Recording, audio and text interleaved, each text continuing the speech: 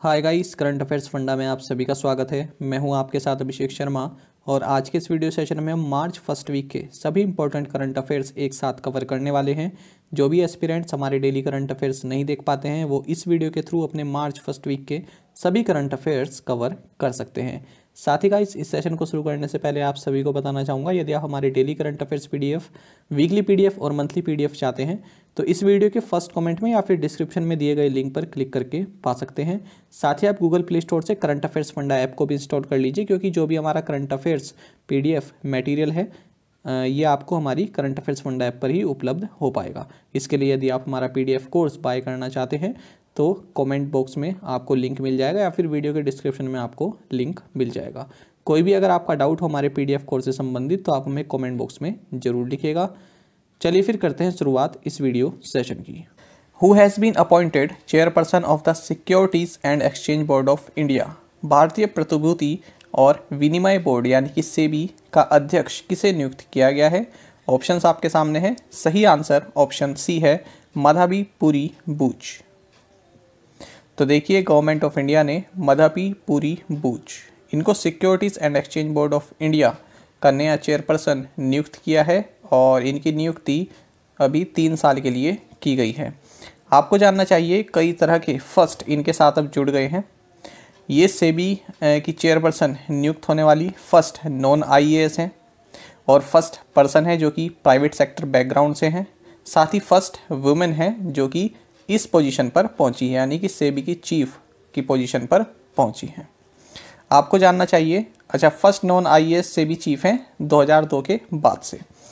आपको जानना चाहिए, दिसंबर 2021 में एक कमेटी बनाई गई थी जिसका नाम था advisory committee for leveraging regulatory and technology solutions. इसकी भी अध्यक्षता इन्होंने ही की थी। तो जो मार्केट में एनोमलीज होती है उसको डिटेक्ट करने के लिए कमेटी बनाई गई थी। साथ ही आपको जानना चाहिए कि मधाबी पुरी ये IIM अहमदाबाद की एलुमनस हैं और ये अजय त्यागी को सक्सीड करेंगी, जिनके 5 साल का जो टर्म रहा वो पूरा हो गया। इनको एक्सटेंशन मिला था टर्म में अपना, इस तरह से मिलाकर 5 साल हुए इन्हें। तो 1 मार्च 2017 को इन्हें सेबी का चीफ अपॉइंट किया गया था। तो ये सभी जानकारी आपके लिए इम्पोर्टेंट है। और यदि हम बात करें सेबी की तो आपको जानना चाहिए, सेबी को as a non statutory body 12 April 1988 12 April 1988 को कॉन्स्टिट्यूट किया गया था और इसको स्टैट्यूटरी बॉडी बनाया गया आपका 1992 में। तो इसलिए जो ये लागू हुआ, जो सेबी का जो एक्ट लागू हुआ, ये 30 जनवरी 1992 को हुआ है, 30 जनवरी 1992। तो पहले नॉन स्टैट्यूटरी बॉडी था ये कब? 12 अप्रैल 1988 तक, मतलब 12 अप्रैल 1988 को नॉन स्टैट्यूटरी बॉडी था। स्टैट्यूटरी जो इसको दर्जा दिया गया वो 1992 में दिया गया और ये लागू कब हुआ? 30 जनवरी 1992 को। नॉन स्टैट्यूटरी और स्टैट्यूटरी बॉडी में अंतर होता है। नॉन स्टैट्यूटरी बॉडी मतलब होता है जो एग्जीक्यूटिव रेजोल्यूशन या फिर एक्शन द्वारा बनाया जाता है, जो सरकार द्वारा ऐसे ही बना दिया जाता है उसको वो ऐसे ही, मतलब स्टैट्यूटरी बॉडी से आप इसका अंतर समझ जाएंगे। स्टैट्यूटरी बॉडी का मतलब क्या होता है? जो एक्ट ऑफ पार्लियामेंट के एक्ट से किसी बॉडी को जब बनाया जाता है, पार्लियामेंट में कोई कानून पास करके, लॉ पास करके जब बनाया जाता है उसको बोलता है स्टैट्यूटरी बॉडी। और नॉन स्टैट्यूटरी बॉडी होता है जब गवर्नमेंट के किसी एक्शन से बना दिया जाता है, गवर्नमेंट ने डिक्लेयर कर दिया कि हम जो है इस एजेंसी को बना रहे हैं, बस इतना, तो उसको बोलते हैं नॉन स्टैट्यूटरी बॉडी। साथ ही आपको जानना चाहिए सेबी का हेडक्वार्टर्स मुंबई में है। What is the operation to evacuate Indians stranded in Ukraine being called? पूछ रहे हैं कि यूक्रेन में फंसे भारतीयों को निकालने के लिए चलाए जा रहे ऑपरेशन को क्या कहा जा रहा है? ऑप्शंस आपके सामने हैं, ऑपरेशन देवी, ऑपरेशन मैत्री, ऑपरेशन शक्ति या फिर ऑपरेशन गंगा। तो सही आंसर यहाँ पर ऑप्शन डी है, ऑपरेशन गंगा। स्ट्रैंडेड का मतलब होता है फंसे हुए किसी समस्या में। तो देखिए, भारत ने यूक्रेन से अपने जो सिटीजन्स हैं उनको निकालने का प्रोसेस शुरू कर दिया है और रोमानिया, पोलैंड, स्लोवाकिया, हंगरी, इन सभी के बॉर्डर्स से अलग अलग फ़्लाइट्स जो हैं भारतीयों को वहाँ से वापस ला रही हैं और इस ऑपरेशन को भारत सरकार ने नाम दिया है ऑपरेशन गंगा। साथ ही यहाँ पर एक क्रॉसिंग काफ़ी चर्चा में रही, ये है आपका हंगरी के साथ जो यूक्रेन का जो साइड है, ये है जहोनी उजोरोड बॉर्डर क्रॉसिंग। तो इस तरह की जो डिटेल्स हैं आपके पीसीएस एग्ज़ाम या फिर कोई वैसा लेवल का एग्ज़ाम होता है ना, ग्रुप बी का हो, तो इस तरह के एग्ज़ाम में पूछ ले जाते हैं वाले questions. Foreign investors will now be able to invest up to how much in LIC shares under the automatic approval route। पूछ रहे हैं कि विदेशी निवेशक अब स्वतः अनुमोदन मार्ग के तहत LIC के शेयरों में कितना निवेश कर सकेंगे। ऑप्शंस आपके सामने हैं और सही आंसर ऑप्शन बी है 20%। देखिए, यूनियन कैबिनेट ने LIC यानी कि life insurance corporation of India में 20% FDI और वो भी किसके through, under automatic route allow कर दिया है। आप सभी जानते हैं LIC का IPO आने वाला है। फिलहाल आपको बता दें, जो FDI पॉलिसी है भारत की, उसमें कहीं पर भी LIC में FDI का कोई भी प्रोविज़न नहीं है। इसका मतलब LIC में फॉरेन डायरेक्ट इन्वेस्टमेंट जो है फ़िलहाल अवेलेबल नहीं है। और बाकी जो और इंश्योरेंस कंपनीज़ हैं, इंटरमीडिएटरीज़ हैं या फिर इंश्योरेंस इंटरमीडिएटरीज़ हैं, इनमें FDI जो है अलाउड है, लेकिन LIC में नहीं है। बाकी आपको जानना चाहिए, जो पब्लिक सेक्टर बैंक्स है, इनमें गवर्नमेंट अप्रूवल रूट के थ्रू 20% FDI अप्रूव्ड है। बाकी आपको जानना चाहिए FDI इनफ्लोज की यदि हम बात करें, भारत में जो FDI आया है, जहां 2014-15 में 45.15 बिलियन $, की FDI थी, वहीं 2020-21 में 81.97 बिलियन $, की FDI भारत में आई है। Who has been robbed in by Bharat matrimony for its social initiative पहले पढ़ाई फिर शादी। भारत मैट्रिमोनी ने अपनी सामाजिक पहल पहले पढ़ाई फिर शादी के लिए किसे चुना है। ऑप्शंस आपके सामने हैं और सही आंसर ऑप्शन ए रहेगा MS धोनी। सो महेंद्र सिंह धोनी होंगे भारत मैट्रिमोनी का जो ये कैंपेन है या फिर एक इनिशिएटिव है, पहले पढ़ाई फिर शादी, जिसका मकसद ये है कि लड़कियां जो गर्ल्स हैं वो शादी से पहले अपनी शिक्षा को चुने। साथ ही आपको जानना चाहिए, महेंद्र सिंह धोनी को हाल ही में GlaxoSmithKline GSK इन्होंने भी अपने कैंपेन के लिए जो है इनको चुना है, और ये कैंपेन इनका 6-in-1 vaccination. Which small finance bank has tied up with Hero MotoCorp for two-wheeler financing? पूछ रहे हैं कि किस लघु वित्त बैंक ने दो पहिया वाहनों के वित्त पोषण के लिए हीरो मोटोकॉर्प के साथ समझौता किया है। ऑप्शंस आपके सामने हैं, सही आंसर ऑप्शन बी रहेगा, उज्जीवन स्मॉल फाइनेंस बैंक। तो देखिए, जब भी कुछ इस तरह का कोई बैंक किसी व्हीकल कंपनी के साथ MOU साइन करता है, इसका मतलब यदि आप उस व्हीकल कंपनी से कोई व्हीकल खरीदते हैं तो आपको फाइनेंस की सुविधा वो बैंक प्रोवाइड कराता है, वो भी कम इंटरेस्ट रेट पर या फिर EMI पर। बाकी आपको जानना चाहिए इस उज्जीवन स्मॉल फाइनेंस बैंक के बारे में। MD एंड CEO इत्तिरा डेविस हैं, हाल ही में नियुक्ति की गई है इनकी। हेडक्वार्टर्स बेंगलुरु कर्नाटक में है। टैगलाइन है build a better life. What is the name of south Indian banks internet banking platform? आपसे पूछ रहे हैं कि साउथ इंडियन बैंक के इंटरनेट बैंकिंग प्लेटफॉर्म का क्या नाम है। तो चार ऑप्शंस आपके सामने हैं, सही आंसर ऑप्शन डी रहेगा SIBR नेट। देखिए क्यों चर्चा में है ये देखेंगे। तो साउथ इंडियन बैंक ने दो नई सर्विसेज इंट्रोड्यूस की हैं। किस लिए? पहला, यदि कोई यहाँ से पैसा बाहर भेजना चाहता है। दूसरा, यदि बाहर से कोई पैसा भारत में भेजना चाहता है। तो इसको बोलते हैं रेमिटेंसेस टू और रेमिटेंसेस फ्रॉम एब्रॉड। तो इसके लिए सर्विसेज, दो नई सर्विसेज लॉन्च की हैं। तो देखिए, यदि कोई यहाँ से बाहर पैसा भेजना चाहता है तो वो नेट बैंकिंग के थ्रू भेज सकता है, एक स्कीम तो ये है। दूसरा, यदि कोई बाहर से भारत में पैसा भेजना चाहता है तो वो NPCI के UPI मोड के थ्रू भेज सकता है। तो ये दो सर्विसेज यहाँ पर इन्होंने साउथ इंडियन बैंक ने लॉन्च की हैं। और जो क्वेश्चन हमने बनाया वो इसके बैंकिंग प्लेटफॉर्म के लिए बनाया है, क्योंकि यदि कोई यहाँ से पैसा बाहर भेजना चाहता है तो वो SIBR नेट इस प्लेटफॉर्म जो साउथ इंडियन बैंक का जो प्लेटफॉर्म है इसकी सहायता से भेज सकता है। बाकी आपको जानना चाहिए कि रिजर्व बैंक ऑफ इंडिया ने एक लिमिट भी लगाई हुई है। तो लिबरलाइज्ड रेमिटेंस स्कीम के तहत कोई भी रेजिडेंट इंडिविजुअल है तो वो जो है 2,50,000 $, इतनी सीमा तक का पैसा जो है रेमिट कर सकता है। Trip money and which bank have partnered to launch a rupee denominated secure credit card? Trip money और किस बैंक ने रुपया डेनोमिनेटेड क्रेडिट कार्ड लॉन्च करने के लिए साझेदारी की है? ऑप्शंस आपके सामने हैं और सही आंसर ऑप्शन सी रहेगा SBM बैंक इंडिया। तो देखिए ट्रिप मनी जो कि फिनटेक विंग है मेक माई ट्रिप का, इसने SBM बैंक इंडिया के साथ पार्टनरशिप करके rupee denominated secure credit card launch किया है।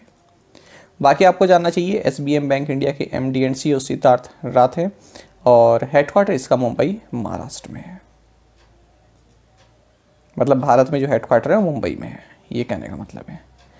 और हाल ही में हमने ये भी देखा था कि लेजी पे इसने वीज़ा कार्ड लॉन्च किया है SBM बैंक इंडिया के साथ मिलकर। Ideal finance limited has rebranded itself as, ideal finance limited ने खुद को किस तरह से रीब्रांड किया है? ऑप्शंस आपके सामने हैं और सही आंसर ऑप्शन डी रहेगा महिंद्रा आइडियल फाइनेंस लिमिटेड। तो देखिए जो आइडियल फाइनेंस लिमिटेड है जो कि Mahindra and Mahindra financial services limited की एक सब्सिडरी फर्म है, इसने खुद को रिब्रांड किया है, यानी कि नाम चेंज कर देते हैं रिब्रांडिंग में। तो इसका नाम अब हो गया है Mahindra ideal finance limited. Standard Chartered, in partnership with the International Air Transport Association, has launched IATA Pay in India. Where is the headquarters of IATA located? पूछ रहे हैं कि इंटरनेशनल एयर ट्रांसपोर्ट एसोसिएशन के साथ साझेदारी में स्टैंडर्ड चार्टर्ड ने भारत में IATA पे लॉन्च किया है। आपको बताना है IATA का मुख्यालय कहाँ पर स्थित है। सही आंसर ऑप्शन सी रहेगा मॉन्ट्रियल में। तो देखिए स्टैंडर्ड चार्टर्ड ने यहाँ पर IATA पे ये सर्विस लॉन्च की है भारत में, किसके साथ मिलकर? इंटरनेशनल एयर ट्रांसपोर्ट एसोसिएशन के साथ मिलकर। इसका हेडक्वार्टर्स मॉन्ट्रियल कनाडा में स्थित है। Rakesh Sharma has been reappointed as managing director and CEO of the bank for what period? IDBI bank की भी यहाँ पर बात कर रहे हैं, फॉर व्हाट पीरियड? तो राकेश शर्मा को किस अवधि के लिए IDBI बैंक के प्रबंध निदेशक और मुख्य कार्यकारी अधिकारी के रूप में फिर से नियुक्त किया गया है? सही आंसर ऑप्शन सी है 3 ईयर्स। इसको मैं PDF में सही कर दूंगा, ठीक है। यहाँ पर IDBI लिखना मैं भूल गया, तो आंसर होगा 3 ईयर्स। तो देखिए IDBI बैंक के बोर्ड ऑफ डायरेक्टर्स ने राकेश शर्मा को बैंक के MD एंड CEO के रूप में फिर से 3 साल के लिए रीअपॉइंट करने की मंजूरी दे दी है और ये कार्यकाल इनका 19 मार्च 2022 से शुरू हो जाएगा। बाकी आपको जानना चाहिए IDBI बैंक का हेडक्वार्टर्स मुंबई में है। चेयरमैन इसके MR कुमार हैं और इसकी टैगलाइन है बैंकिंग फॉर ऑल, आओ सोचे बड़ा। The second edition of Indo Israel innovation bridge launched in which city? पूछ रहे हैं कि इंडो इजराइल इनोवेशन ब्रिज का दूसरा संस्करण किस शहर में लॉन्च हुआ? सही आंसर ऑप्शन डी है बेंगलुरु। तो देखिए इजराइल के जो एम्बेसडर हैं भारत में नाउर गेलोन, इन्होंने इंडो इजराइल इनोवेशन ब्रिज इसका सेकंड एडिशन लॉन्च किया है बेंगलुरु कर्नाटका में। तो एग्रीकल्चर और मेडटेक सेक्टर्स में किस तरह से कोऑपरेशन बढ़ाया जा सकता है, इससे संबंधित ये एक बुकलेट टाइप है या फिर प्रेजेंटेशन वगैरह इन्होंने दी होगी, उसी को बोला गया है Indo Israel innovation bridge. Hero electric has partnered with which bank for vehicle finance? Hero electric ने वाहन वित्त पोषण के लिए किस बैंक के साथ साझेदारी की है? सही आंसर ऑप्शन डी है IDFC first bank, always you first. तो देखिए हीरो इलेक्ट्रिक ने IDFC फर्स्ट बैंक के साथ व्हीकल फाइनेंस के लिए हाथ मिलाए। जैसे कि मैंने आपको पहले ही बताया था कि जब इस तरह की साझेदारी होती है इसका मतलब कि जो बैंक है वो कम इंटरेस्ट पे दे रहा है या फिर इंस्टेंट लोन दे रहा है, ज़्यादा पेपर वर्क नहीं करना है, इस तरह की सुविधाएं प्रोवाइड कराता है यदि आप किसी व्हीकल कंपनी से व्हीकल लेते हैं, ठीक है। तो ये भी सेम उसी तरह की साझेदारी है। बाकी आपको जानना चाहिए IDFC फर्स्ट बैंक के MD and CEO V Vaidyanathan है, हेडक्वार्टर्स मुंबई महाराष्ट्र में है और टैगलाइन है always you first. DRDO and which IIT successfully demonstrated quantum key distribution link between Prayagraj and Vindhyachal in Uttar Pradesh? पूछ रहे हैं कि DRDO और किस IIT ने उत्तर प्रदेश में प्रयागराज और विंध्याचल के बीच क्वांटम की डिस्ट्रीब्यूशन का प्रदर्शन किया है? ऑप्शंस आपके सामने हैं। सही आंसर ऑप्शन ए रहेगा IIT दिल्ली। तो देखिए DRDO और Indian Institute of Technology Delhi, इन दोनों को ही साइंटिस्ट की टीम ने प्रयागराज और विंध्याचल इनके बीच में क्वांटम की डिस्ट्रीब्यूशन इसको डिमॉन्स्ट्रेट किया है, जो कि लगभग 100 किलोमीटर से ज़्यादा की डिस्टेंस के बीच किया गया। क्वांटम की डिस्ट्रीब्यूशन, जिसे क्वांटम क्रिप्टोग्राफी भी बोलते हैं, ये एक मैकेनिज्म है जिसके जरिए सिक्योर कम्युनिकेशन स्थापित किया जाता है। Who has been appointed as CEO of MyGov। तो MyGov के CEO के रूप में किसे नियुक्त किया गया है? सही आंसर ऑप्शन डी रहेगा, रमेश कुमार सुधांशु। तो रमेश कुमार सुधांशु जो कि IAS हैं, इनको MyGov जो कि ministry of electronics and IT के तहत आता है, इसका CEO नियुक्त किया गया है। Brickwork ratings scale down India's 2022 growth forecast to what %? पूछ रहे हैं कि ब्रिक वर्क्स रेटिंग्स ने भारत के 2022 के विकास अनुमान को घटाकर कितने प्रतिशत कर दिया है? ऑप्शंस आपके सामने है, सही आंसर ऑप्शन सी रहेगा, 8.3%। तो देखिए जनवरी 2022 में इन्होंने ये कहा था कि 8.5 से 9% के बीच में रहने वाली है, और अब इन्होंने कहा है कि 8.3% रहेगी करंट फिस्कल जो है 21-22 फिस्कल ईयर 22 जिससे बोलते हैं, इसके लिए।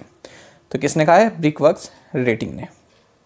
बाकी आपको एक इम्पोर्टेंट जानकारी यहाँ पर लेनी चाहिए। ब्रिकवर्क्स रेटिंग जो कि बेंगलुरु में है, मतलब हेडक्वार्टर्स बेंगलुरु में, या फिर इसका कॉर्पोरेट ऑफिस आप कह सकते हैं बेंगलुरु में है। तो सेबी में देखिए सेबी में जो है ना 7 क्रेडिट रेटिंग एजेंसीज रजिस्टर्ड हैं, उनमें से एक ब्रिकवर्क्स रेटिंग भी है। बाकी की 6 कौन कौन सी है? Care, ICRA, CRISIL, India ratings and research, equity ratings and research, और लास्ट है इन्फोमेरिक्स वैल्यूएशन। तो ये आपके लिए इंपॉर्टेंट है, इसको जरूर नोट डाउन कर लीजिएगा जो भी बैंकिंग एक्सपीरियंस हैं वो। Name the tennis player who won his 91st career and 4th Acapulco ATP title after beating Cameron Norrie 6-4, 6-4। पूछ रहे हैं कि उस टेनिस खिलाड़ी का नाम बताइए जिसने कैमरून नोरी को 6-4, 6-4 से हराकर अपना 91वां कैरियर और चौथा अकापुल्को ATP खिताब जीता है। ऑप्शंस आपके सामने है, और सही आंसर ऑप्शन ए रहेगा, राफेल नडाल। तो राफेल नडाल ने यहाँ पर कैमरून नोरी को हरा दिया है 6-4, 6-4 से, और इसी के साथ इन्होंने अकापुल्को ATP टाइटल, जिसे मैक्सिकन ओपन भी कहते हैं, ये जीत लिया है। इसी के साथ इन्होंने अपना 91st ATP टाइटल जीता है। तो ये टाइटल जो था इनका 91st टाइटल था, और ये इन्होंने जीत लिया है। आपको जानना चाहिए ये 4th टाइम ये टाइटल इन्होंने जीता है। इससे पहले 2005 में, 2013 में, 2020 में और 2022 में इस साल ये चैंपियन बने हैं। यंगेस्ट भी यही हैं और ओल्डेस्ट प्लेयर भी यही हैं जिन्होंने ये टाइटल जीता है। चलिए आगे बढ़ते हैं।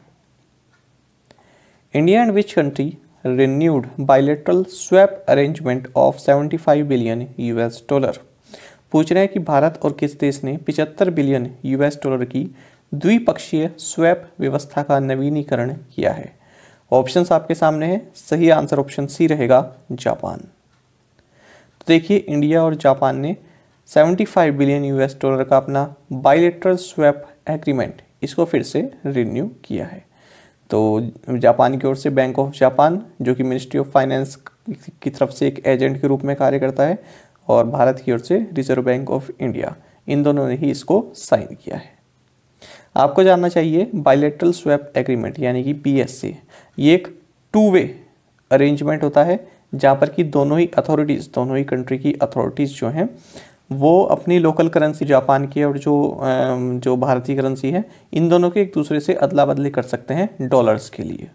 जानेंगे इसको एक एग्जाम्पल के साथ। देखिए इसका मतलब क्या हुआ, India can acquire dollars from Japan in exchange for rupees and conversely Japan can also seek dollars from India in exchange for येन।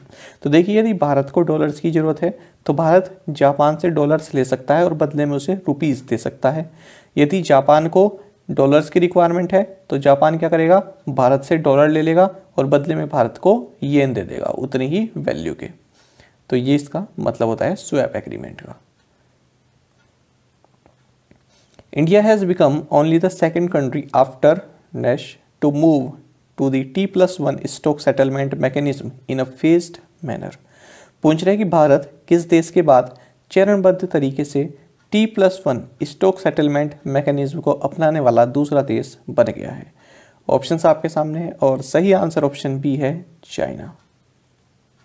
देखिए 9 जुलाई 1997, जुलाई 9 1997, लगभग 25 साल पहले नेशनल स्टॉक एक्सचेंज इसने T+5 स्टॉक सेटलमेंट मैकेनिज्म को अपनाया था, और अब 25 फरवरी 2022 को भारत चाइना के बाद दूसरी कंट्री बन गया है जिसने T+1 स्टॉक सेटलमेंट मैकेनिज्म को अपनाया है। अब इसका मतलब क्या होता है T+1 का? देखिए, पहले अगर हम ये देखें T+2 डेज सेटलमेंट का मतलब क्या है, जो फिलहाल इंडियन स्टॉक एक्सचेंज फॉलो करता है T+2। तो यहाँ पर क्या होगा, कोई भी फंड है या सिक्योरिटी है, कोई सेटलमेंट हो रहा है, कोई ट्रांजैक्शन हो रहा है, आपने कोई शेयर खरीदा है या फिर आपने कोई शेयर बेचा है, तो वो जो पूरा प्रोसेस है उसको पूरा होने में 2 बिजनेस डेज लगते हैं। मतलब वो एग्जीक्यूट तो भी हो जाता है, लेकिन आपके अकाउंट में पैसा आएगा या फिर आपके अकाउंट में जो शेयर वगैरह आते हैं उसको 2 बिजनेस डेज लग जाते हैं जिस दिन आपने एग्जीक्यूट किया है उसके बाद। इसलिए बोला है T+2, यानी कि ये तो ट्रेड हो गया, +2 मतलब 2 दिन यहाँ पर बताए गए हैं। 2 का मतलब होता है 2 दिन। अच्छा, अब यहाँ पर देखिए, मान लीजिए trade executed on Monday, it would typically settle on Wednesday. तो कोई ट्रेड है वो मंडे को हुआ है और ये पूरा कब होगा? वेडनेसडे को। T+2, T क्या है आपका? मंडे, +2 और क्या हो गया? वेडनेसडे। तो ये इसका मतलब हुआ है। और अब T+1 के साथ क्या हो जाएगा कि एक ही दिन में वो सेटलमेंट उसका हो जाएगा, 24 घंटे के अंदर अंदर वो जो है आपका सेटलमेंट हो जाएगा, जो ये पूरा आपका ट्रांजैक्शन है शेयर से संबंधित। तो यहाँ पर आप देख सकते हैं T इन T+1 रिप्रेजेंट ट्रेड। T मतलब क्या होता है? Trade day. और 1 का मतलब क्या होता है? अ डे एक्स्ट्रा, एक एक्स्ट्रा दिन। The CBIC has lowered the threshold for mandatory issuance of e-invoice under GST to dash from earlier limit of 50 crore rupees. पूछ रहे हैं CBIC ने GST के तहत अनिवार्य रूप से ई चालान जारी करने की सीमा को 50 करोड़ रुपए की पूर्व सीमा से घटाकर कितने करोड़ रुपीस कर दिया है? ऑप्शंस आपके सामने है। सही आंसर ऑप्शन सी रहेगा, 20 करोड़। तो देखिए, central board of indirect taxes and customs, तो इन्होंने गुड्स एंड सर्विस टैक्सेस के अंतर्गत जो इनवॉइस इशू करना होता है उसकी थ्रेशोल्ड यानी कि उसकी सीमा को कम कर दिया है। पहले सीमा थी 50 करोड़ रुपए, ठीक है। यदि आपका जो है 50 करोड़ रुपए तक का थ्रेशोल्ड जा रहा है तो आपको इनवॉइस जो है इशू करना जरूरी है, लेकिन अब ये क्या हो गया है? 20 करोड़ रुपीस हो गया है। तो यहाँ पर आप देख सकते हैं, it means businesses with turnover of 20 crore और more will have to issue e invoice from April 1।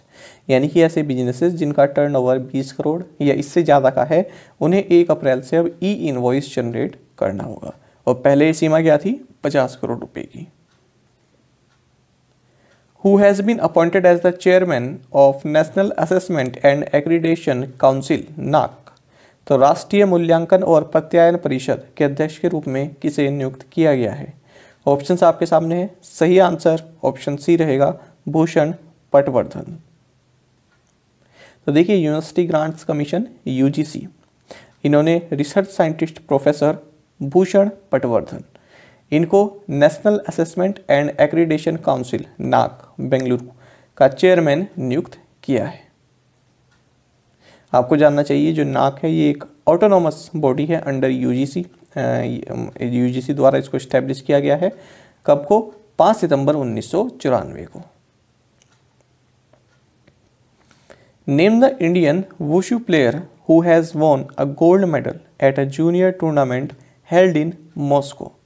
उस भारतीय वुशु खिलाड़ी का नाम बताइए जिसने मॉस्को में आयोजित एक जूनियर टूर्नामेंट में स्वर्ण पदक जीता है। ऑप्शंस आपके सामने है। सही आंसर ऑप्शन सादिया तारिक। तो देखिए, इंडियन वुशु प्लेयर है। वुशु एक तरह की मार्शल आर्ट है और इसमें श्रीनगर की सादिया तारिक, इन्होंने गोल्ड मेडल जीता है जूनियर टूर्नामेंट में, जो कि मॉस्को रशिया में हुआ है। What is the total outlay for the Ayushman Bharat digital mission over 5 years for पान इंडिया इम्प्लीमेंटेशन? पूछ रहे हैं अखिल भारतीय कार्यान्वयन के लिए आयुष्मान भारत डिजिटल मिशन के लिए 5 वर्षों में कुल परिव्यय कितना है, यानी कि कुल इसका बजट कितना रहेगा? ऑप्शंस आपके सामने है। सही आंसर ऑप्शन बी है, 1600 करोड़ रुपीस। तो देखिए, जानेंगे इस क्वेश्चन के बारे में। यूनियन कैबिनेट ने जो आयुष्मान भारत डिजिटल मिशन है ABDM, इसको पूरे भारत में लॉन्च करने को अप्रूव कर दिया है और इसका जो बजट रहेगा वो 1600 करोड़ रुपए रहेगा अगले 5 साल के लिए। तो अब कर दिया इसको पैन इंडिया करने के लिए, यानी कि पूरे भारत में आप इसको लॉन्च कर सकते हैं। अब तक क्या है, ये कुछ ही जगह पर लॉन्च किया गया था, क्योंकि पायलट बेसिस पर, मैंने आपको कई बार बताया पायलट बेसिस का मतलब क्या होता है, जब हम किसी प्रोजेक्ट को छोटे स्तर पर देखते हैं, उसको जो है छोटे स्तर पर इम्प्लीमेंट करते हैं, ताकि हमें ये पता चल जाए कि वो सही चल रहा है या नहीं चल रहा है, कोई उसमें अगर सुधार की गुंजाइश है तो हम उसको सुधार उसमें कर सकते हैं, तब उसको बोलते हैं पायलट बेसिस, यानी कि छोटे स्तर पर लॉन्च करना। जब पायलट बेसिस पर वो सही काम करे तब हम पूरे भारत में उसको फिर लॉन्च कर देते हैं। तो इसी तरह से ये जो आयुष्मान भारत डिजिटल मिशन है, अब इसको पूरे भारत में लॉन्च करने की अप्रूवल दे दी है यूनियन गवर्नमेंट ने। आपको जानना चाहिए जो ये आयुष्मान भारत डिजिटल मिशन है, इसकी इम्प्लीमेंटिंग एजेंसी है नेशनल हेल्थ अथॉरिटी, यानी कि इसके हाथ में रहेगा इसको इम्प्लीमेंटेशन करने का काम, और ये सेंट्रल सेक्टर स्कीम है। ठीक है, ये भी आपको जानना चाहिए। साथ ही आपको जानना चाहिए जो ये आयुष्मान भारत डिजिटल मिशन है, इसके तहत कोई भी यूज़र है वो 14 डिजिट यूनिक आभा नंबर, आभा मतलब Ayushman Bharat health account number, तो इस 14 डिजिट नंबर को जो है जनरेट कर सकता है, और इसको अपने जो मेडिकल रिकॉर्ड्स हैं जो एग्जिस्ट करते हैं, या फिर कोई नए मेडिकल रिकॉर्ड्स हैं उनके साथ इसे लिंक कर सकता है। उसमें डॉक्टर प्रिस्क्रिप्शंस हो सकते हैं, लैब रिपोर्ट्स हो सकती हैं, हॉस्पिटल रिकॉर्ड्स, ये सब इसमें आते हैं। साथ ही आपको जानना चाहिए जो नेशनल हेल्थ अथॉरिटी है, इसके सीईओ है डॉक्टर RS शर्मा, राम सेवक Sharma. How many gold medals did India clinch at the Singapore weightlifting international 2022? Singapore weightlifting international 2022 में भारत ने कितने स्वर्ण पदक जीते हैं? ऑप्शंस आपके सामने हैं, और सही आंसर ऑप्शन सी है 6। तो भारत ने यहाँ पर 6 गोल्ड मेडल जीते। जानते हैं इनके बारे में। तो देखिए 12 weightlifters including Tokyo Olympic silver medal winner Mirabai Chanu और बिंदिया रानी देवी, विकास ठाकुर, रगाला वेंकट राहुल, और भी जो है जो रेसलर हैं जो वेट लिफ्टर हैं, इन्होंने यहाँ पर सिंगापुर वेट लिफ्टिंग इंटरनेशनल में मेडल्स जीते हैं, और ये कॉमनवेल्थ गेम्स 2022 के लिए क्वालिफाई कर चुके हैं। तो ये वेट लिफ्टिंग की चैंपियनशिप यहाँ पर हुई है, और आप यहाँ पर देख सकते हैं विकास ठाकुर ने गोल्ड मेडल जीता आखिरी दिन, और वेंकट राहुल रकाला इन्होंने ब्रॉन्ज मेडल जीता है 96 kg इवेंट में। इसी तरह से पॉपी हजारिका हैं, उषा कुमारा हैं, इन्होंने भी मेडल्स जीते हैं और कॉमनवेल्थ गेम्स के लिए क्वालिफाई किया है। तो कॉमनवेल्थ गेम्स के लिए क्वालिफाइंग गेम्स थे ये आपको जानना चाहिए। और ओवरऑल भारत ने यहाँ पर 8 मेडल जीते हैं, जिनमें कि 6 गोल्ड मेडल हैं, 1 सिल्वर है और 1 ब्रॉन्ज मेडल है। तो हमारा क्वेश्चन क्या था कि कितने गोल्ड मेडल जीते? आंसर है 6 और overall 8। Which of the following will become the first multilateral agency to open an office in the Gujarat International Finance Tech City यानी कि गिफ्ट सिटी? पूछ रहा है कि निम्नलिखित में से कौन Gujarat international finance tech city में कार्यालय खोलने वाली पहली बहुपक्षीय एजेंसी बन जाएगी? ऑप्शंस आपके सामने हैं। सही आंसर ऑप्शन बी है न्यू डेवलपमेंट बैंक। तो देखिए new development bank Gujarat international finance tech city यानी कि गिफ्ट सिटी गुजरात में, गांधीनगर गुजरात में अपना ऑफिस खोलने वाली फर्स्ट मल्टीलैटरल एजेंसी बनने वाली है। आपको जानना चाहिए न्यू डेवलपमेंट बैंक, इसको ब्रिक्स कंट्रीज़ द्वारा यानी कि ब्राज़ील, रशिया, इंडिया, चाइना और साउथ अफ्रीका द्वारा इसको सेटअप किया गया था, और ये ऑपरेशनल हुई 2015 में, और इसका हेडक्वार्टर्स शंघाई चाइना में है, और जितने भी फाउंडिंग मेंबर्स हैं सभी इसमें जो है इक्वली इसको ऑन करते हैं। National Institute of Urban Affairs has signed an MOU with which organization to collaborate on Sustainable Cities India program? पूछ रहे हैं national Institute of urban affairs ने सस्टेनेबल सिटीज इंडिया प्रोग्राम पर सहयोग करने के लिए किस संगठन के साथ एक समझौता ज्ञापन पर हस्ताक्षर किए हैं? ऑप्शंस आपके सामने हैं। सही आंसर ऑप्शन ए है वर्ल्ड इकोनॉमिक फोरम। तो वर्ल्ड इकोनॉमिक फोरम और national Institute of urban affairs NIUA इन्होंने एक MOU साइन किया है, जिसके तहत इन दोनों के ही द्वारा जो डिजाइंड है सस्टेनेबल सिटीज़ इंडिया प्रोग्राम, इसके लिए ये कोलैबोरेट करेंगे। तो इसमें वही है कि इसका एम क्या है कि जो सिटीज़ के लिए इन्वायरमेंट ठीक बना रहे और डीकार्बनाइजेशन सॉल्यूशंस जो है प्रोवाइड कराए जाएं।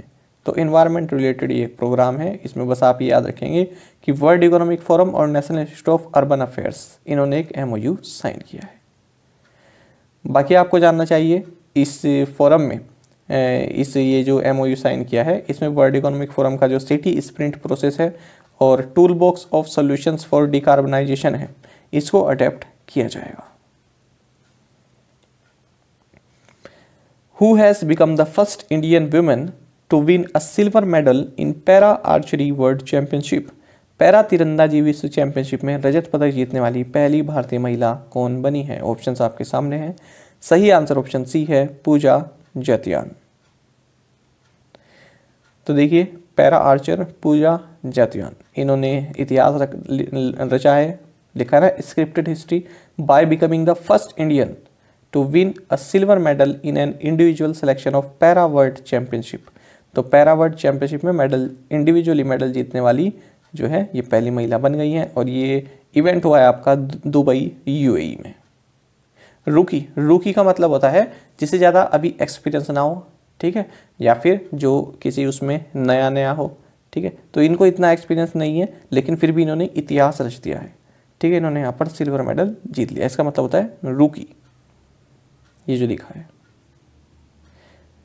और बाकी आपको जानना चाहिए सिल्वर मेडल जीता है इसका मतलब फाइनल में हारी होंगी, गोल्ड मेडल वाला मैच हारी होंगी। तो ये हारी है इटली की पेट्रिली विंसेंजा से फाइनल्स में।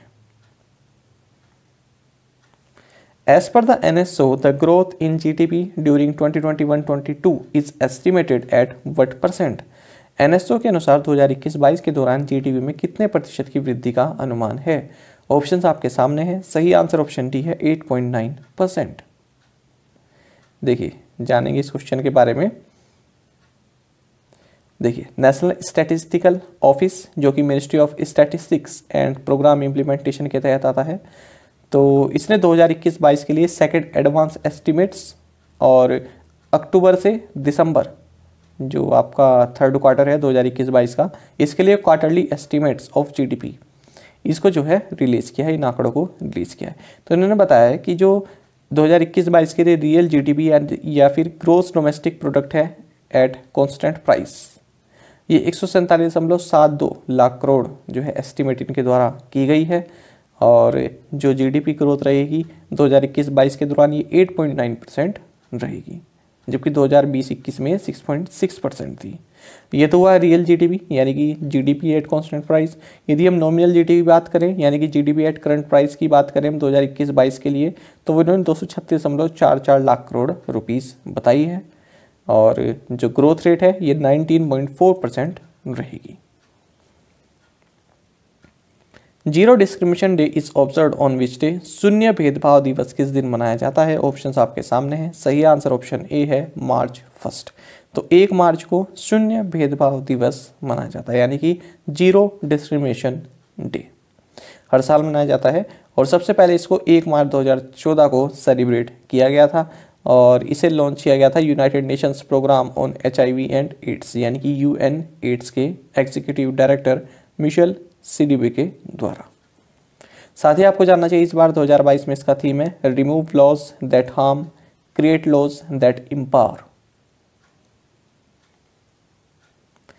Who will lead Twitter's public policy and philanthropy efforts in India and South Asia? पूछ रहे हैं भारत और दक्षिण एशिया में ट्विटर की सार्वजनिक नीति और फिलैंथ्रोफी के प्रयासों का नेतृत्व कौन करेगा?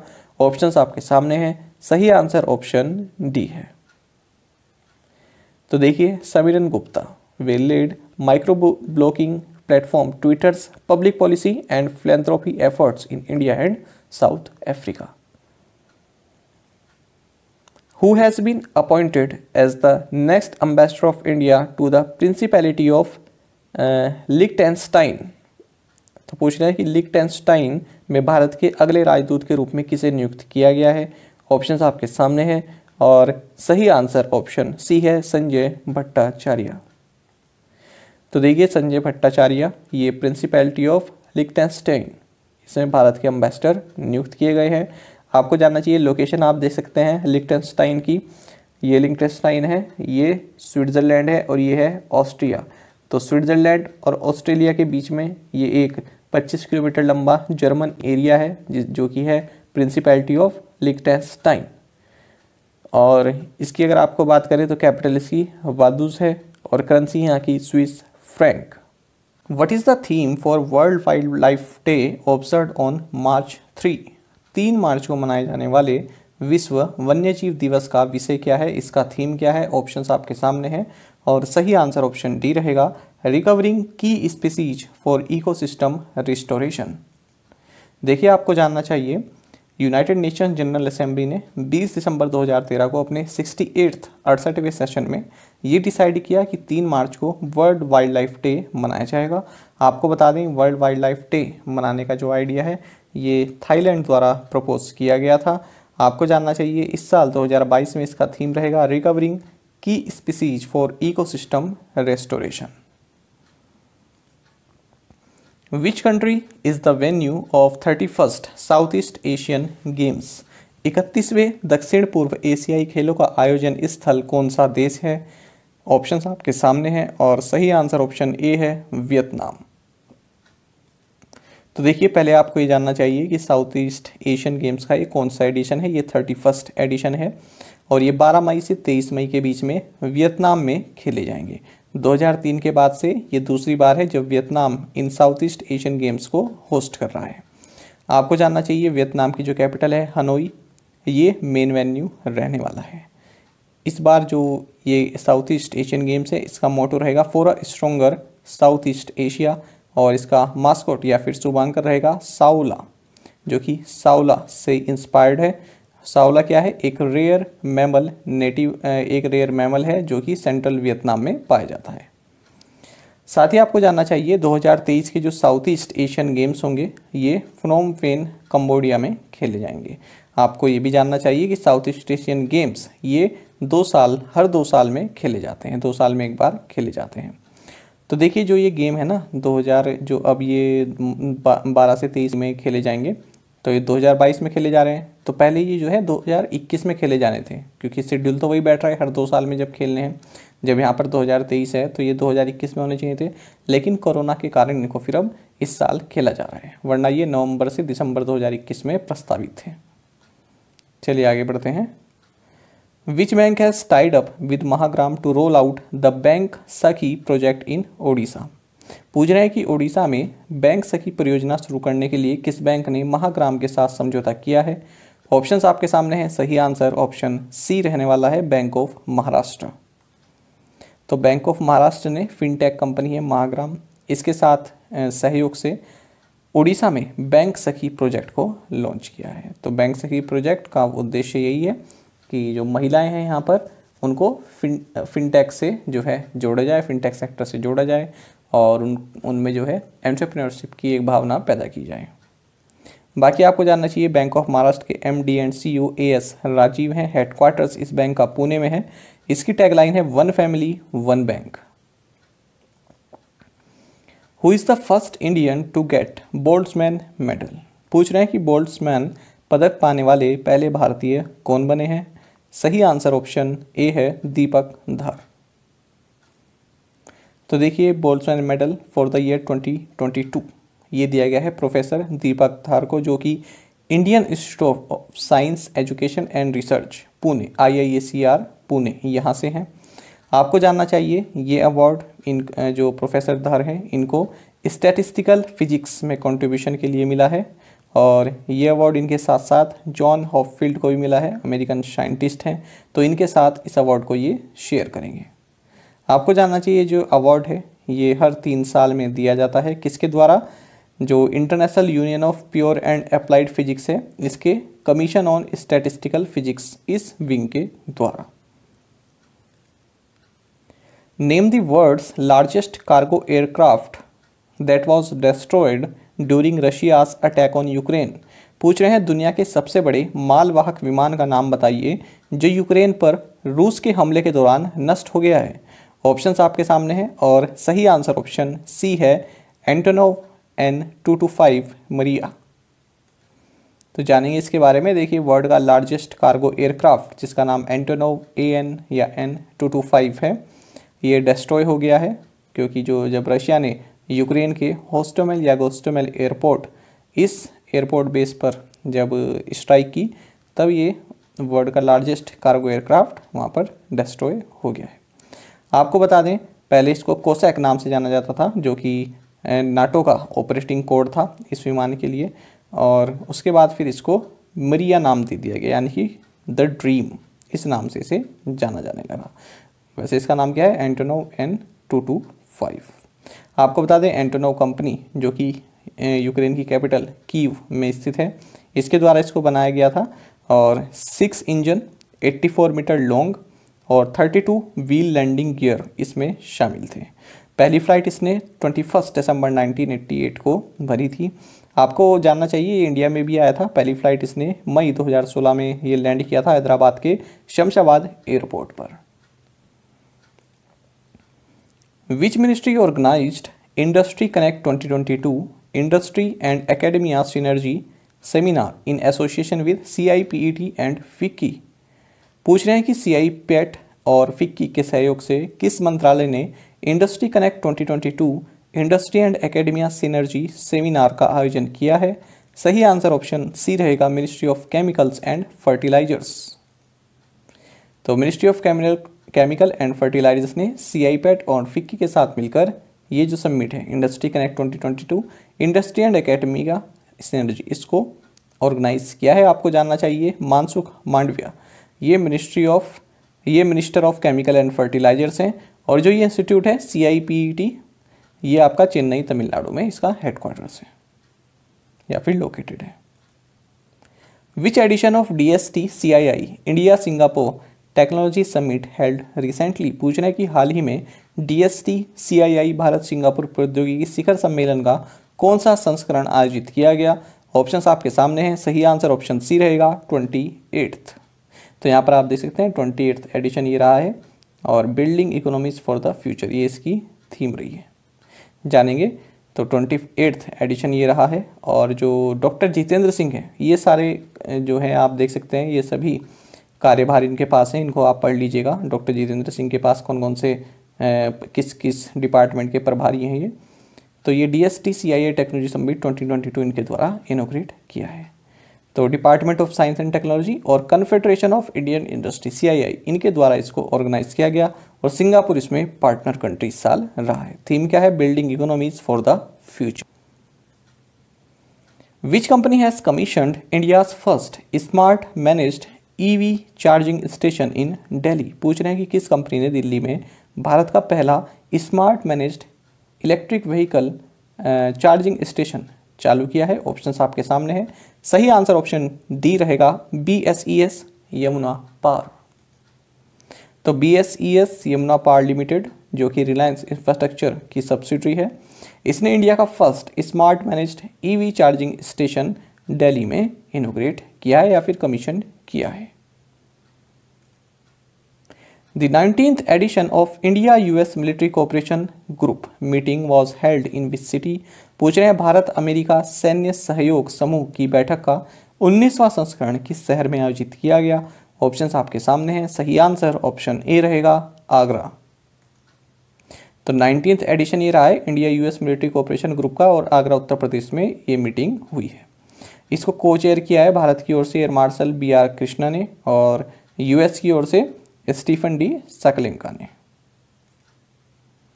46th civil accounts day was held on which day? 46वां नागरिक लेखा दिवस किस तारीख को आयोजित किया गया? सही आंसर ऑप्शन बी है, मार्च 2।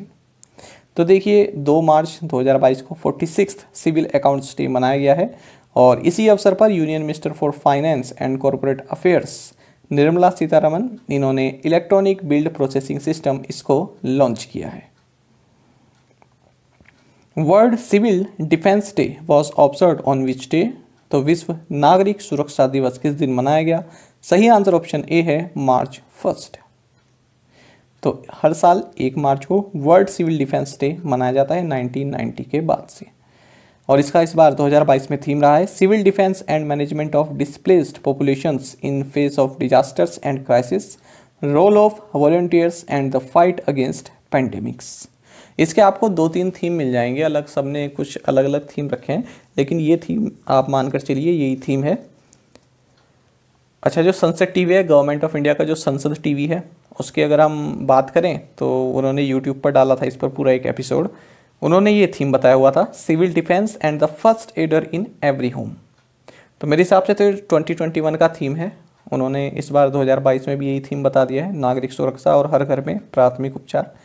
लेकिन अगर आपके एग्जाम में आता है तो इसको आप मार्क कीजिएगा, ये वाला आपका सही है। ये बताया था संसद टीवी ने, जो इनका प्रोग्राम हुआ था ना अभी 1 तारीख को, उसमें बताया था उन्होंने, पर ये 2021 का थीम है। Indian Institute of tropical metrology is based in, भारतीय उष्णकटिबंधीय मौसम विज्ञान संस्थान कहाँ पर स्थित है? सही आंसर ऑप्शन ए है, पुणे। तो जानेंगे हमने कुछ क्वेश्चन क्यों लिया है।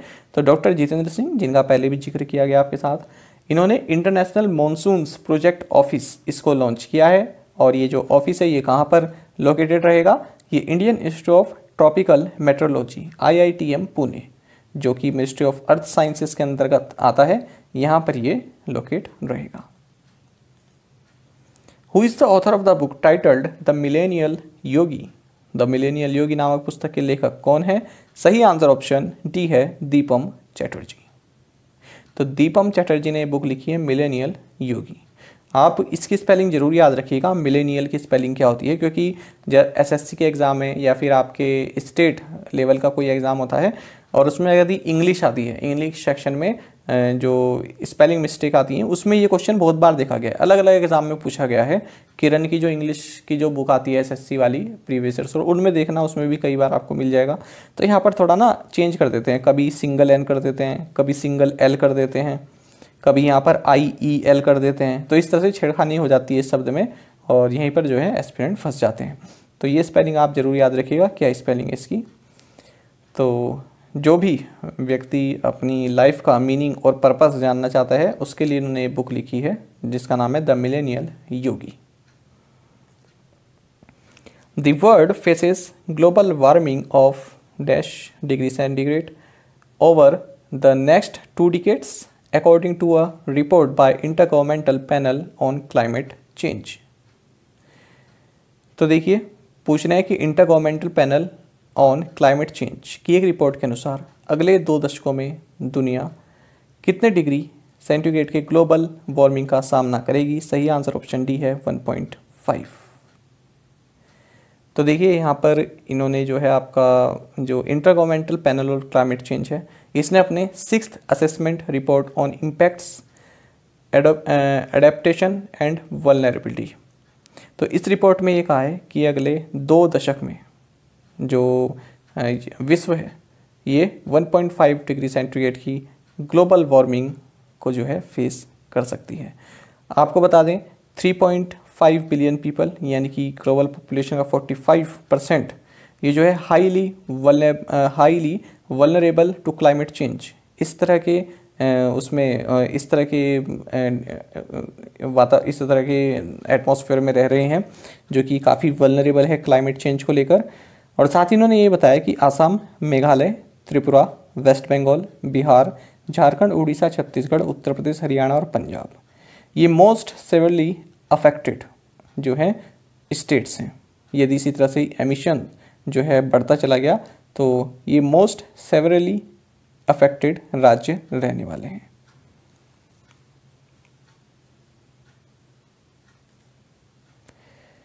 Seventy third stanza memorial boxing tournament held in which country? Options आपके सामने हैं। पूछा जा रहा है कि 73वां स्ट्रेंजा मेमोरियल बॉक्सिंग टूर्नामेंट किस देश में आयोजित हुआ? सही आंसर ऑप्शन सी है, बुल्गारिया। तो देखिए, इंडियन बॉक्सर्स निखत जरीन और नीतू, इन्होंने 73rd stanza memorial boxing tournament जो कि सोफिया बुल्गारिया में हुआ है, यहाँ पर गोल्ड मेडल इन्होंने जीते हैं। इन्हीं के साथ जो नंदिनी भी रही, इनमें इन्होंने ब्रॉन्ज मेडल जीता है। इसी के साथ भारत ने इस टूर्नामेंट में 3 मेडल जीते हैं।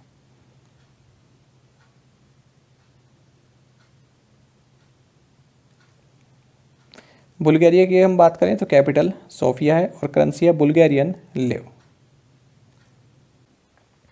This year India and which country are commemorating the 75th anniversary of the establishment of diplomatic relation. पूछ रहे हैं कि इस वर्ष भारत और कौन सा देश राजनयिक संबंध की स्थापना की 75वीं वर्षगांठ मना रहे हैं। ऑप्शंस आपके सामने हैं और सही आंसर ऑप्शन डी रहेगा, द नीदरलैंड्स। तो ये लोगो भी आप देख सकते हैं लॉन्च किया गया है, इसके बारे में अब चर्चा करेंगे। तो इंडिया और नीदरलैंड्स इस बार 2022 में इनके जो डिप्लोमेटिक टाइज़ हैं, जो डिप्लोमेटिक संबंध हैं, उनके 75 साल पूरे हो गए हैं। इसी अवसर पर दोनों ही देशों ने एक जॉइंट लोगो भी रिलीज़ किया है, जो कि मैंने आपको अभी दिखाया। इस लोगो में क्या है, एक तो लोटस है जो कि भारत का नेशनल फ्लावर है, और एक है ट्यूलिप जो कि नीदरलैंड्स का नेशनल फ्लावर है। इसी के साथ बीच में एक चक्र भी है जो कि दोनों देशों की जो फ्रेंडशिप है उसको दर्शाता है। अच्छा, हाल ही में हमने ये भी पढ़ा था कि भारत और इजराइल इन दोनों ने भी अपने डिप्लोमेटिक टाइज के 30 साल पूरे होने पर कॉमेमोरेटिव लोगो लॉन्च किया है। इसी तरह से इंडिया और जापान ने भी अपने डिप्लोमेटिक रिलेशंस के 70 साल पूरे होने पर एक स्पेशल लोगो लॉन्च किया। तो ये भी हमने करंट अफेयर्स MCQ फॉर्मेट में पढ़ा था, आपके रिवीजन पर्पस के लिए यहाँ पर बताया गया है। चलिए आगे बढ़ते हैं। Which space agency launched GOES-T satellite for weather monitoring. पूछ रहे हैं कि मौसम और जलवायु का अध्ययन करने के लिए किस अंतरिक्ष एजेंसी ने GOES-T सैटेलाइट लॉन्च किया है। ऑप्शंस आपके सामने हैं, सही आंसर ऑप्शन बी रहेगा, नासा। तो देखिए, नासा ने GOES-T यानी कि जियो स्टेशनरी ऑपरेशनल एनवायरमेंटल सैटेलाइट, इसको लॉन्च किया है और इसका मकसद ये है कि जो वेदर प्रेडिक्शन है उसको और एक्यूरेट बनाया जा सके। बाकी आपको जानना चाहिए, इसको एटलस रॉकेट से लॉन्च किया गया है और किस जगह से, Cape Canaveral space force station Florida से। नासा के बारे में आप सभी जानते हैं, एडमिनिस्ट्रेटर बिल नेल्सन हैं। Headquarters Washington DC United states में है। इसकी स्थापना 1 अक्टूबर 1958 को हुई थी, 1958 को। इसका मोटो है for the benefit of all. Which sports federation has suspended Vladimir Putin as honorary president. पूछ रहे हैं कि किस खेल महासंघ ने व्लादिमीर पुतिन को मानद अध्यक्ष के रूप में निलंबित कर दिया है। सही आंसर ऑप्शन ए रहेगा, इंटरनेशनल जूडो फेडरेशन। जानेंगे इस क्वेश्चन के बारे में। देखिए, आपको जानना चाहिए, इंटरनेशनल जूडो फेडरेशन IJF, इसकी स्थापना 1951 में हुई थी और इसने रशिया के जो प्रेसिडेंट हैं व्लादिमीर पुतिन, इनको साल 2008 में अपना ऑनरेरी प्रेसिडेंट बनाया था। और जिस तरह से आप देख रहे हैं कि रशिया ने यूक्रेन को इन्वेड किया है, तो उसी के मद्देनज़र इंटरनेशनल जूडो फेडरेशन ने इनकी जो ये ऑनरेरी प्रेसिडेंट की जो सदस्य है इसको सस्पेंड कर दिया है। बाकी आपको जानना चाहिए, जो इंटरनेशनल जूडो फेडरेशन है इसका हेडक्वार्टर्स बुडापेस्ट हंगरी में है। Saurabh Chaudhary and Esha Singh plays which sport. तो सौरभ चौधरी और ईसा सिंह किस खेल से संबंधित है।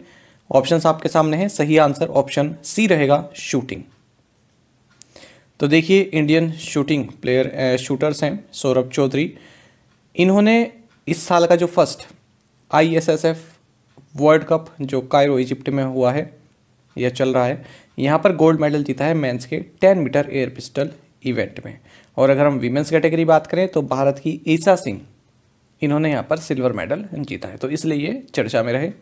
सौरभ चौधरी तो कई बार चर्चा में रहे, आपको जानना चाहिए कि ये शूटर हैं। स्त्री Manoraksha project is related to. स्त्री मनोरक्षा परियोजना किससे संबंधित है।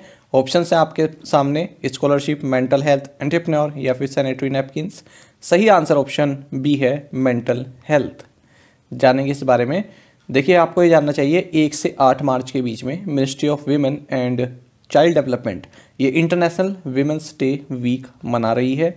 और इसी बीच जो स्मृति ईरानी है, यूनियन मिनिस्टर हैं ये वीमेन एंड चाइल्ड डेवलपमेंट की, तो इन्होंने national Institute of mental health and neuro sciences इसके साथ मिलकर स्त्री मनोरक्षा प्रोजेक्ट को लॉन्च किया है। स्त्री मनोरक्षा प्रोजेक्ट का मतलब ये है कि जो भारत में 6000 वन स्टॉप सेंटर हैं, जो भारत में मौजूद है 6000 वन स्टॉप सेंटर, उनमें जो भी महिलाएं हैं उनको मेंटल हेल्थ ट्रेनिंग दी जाए।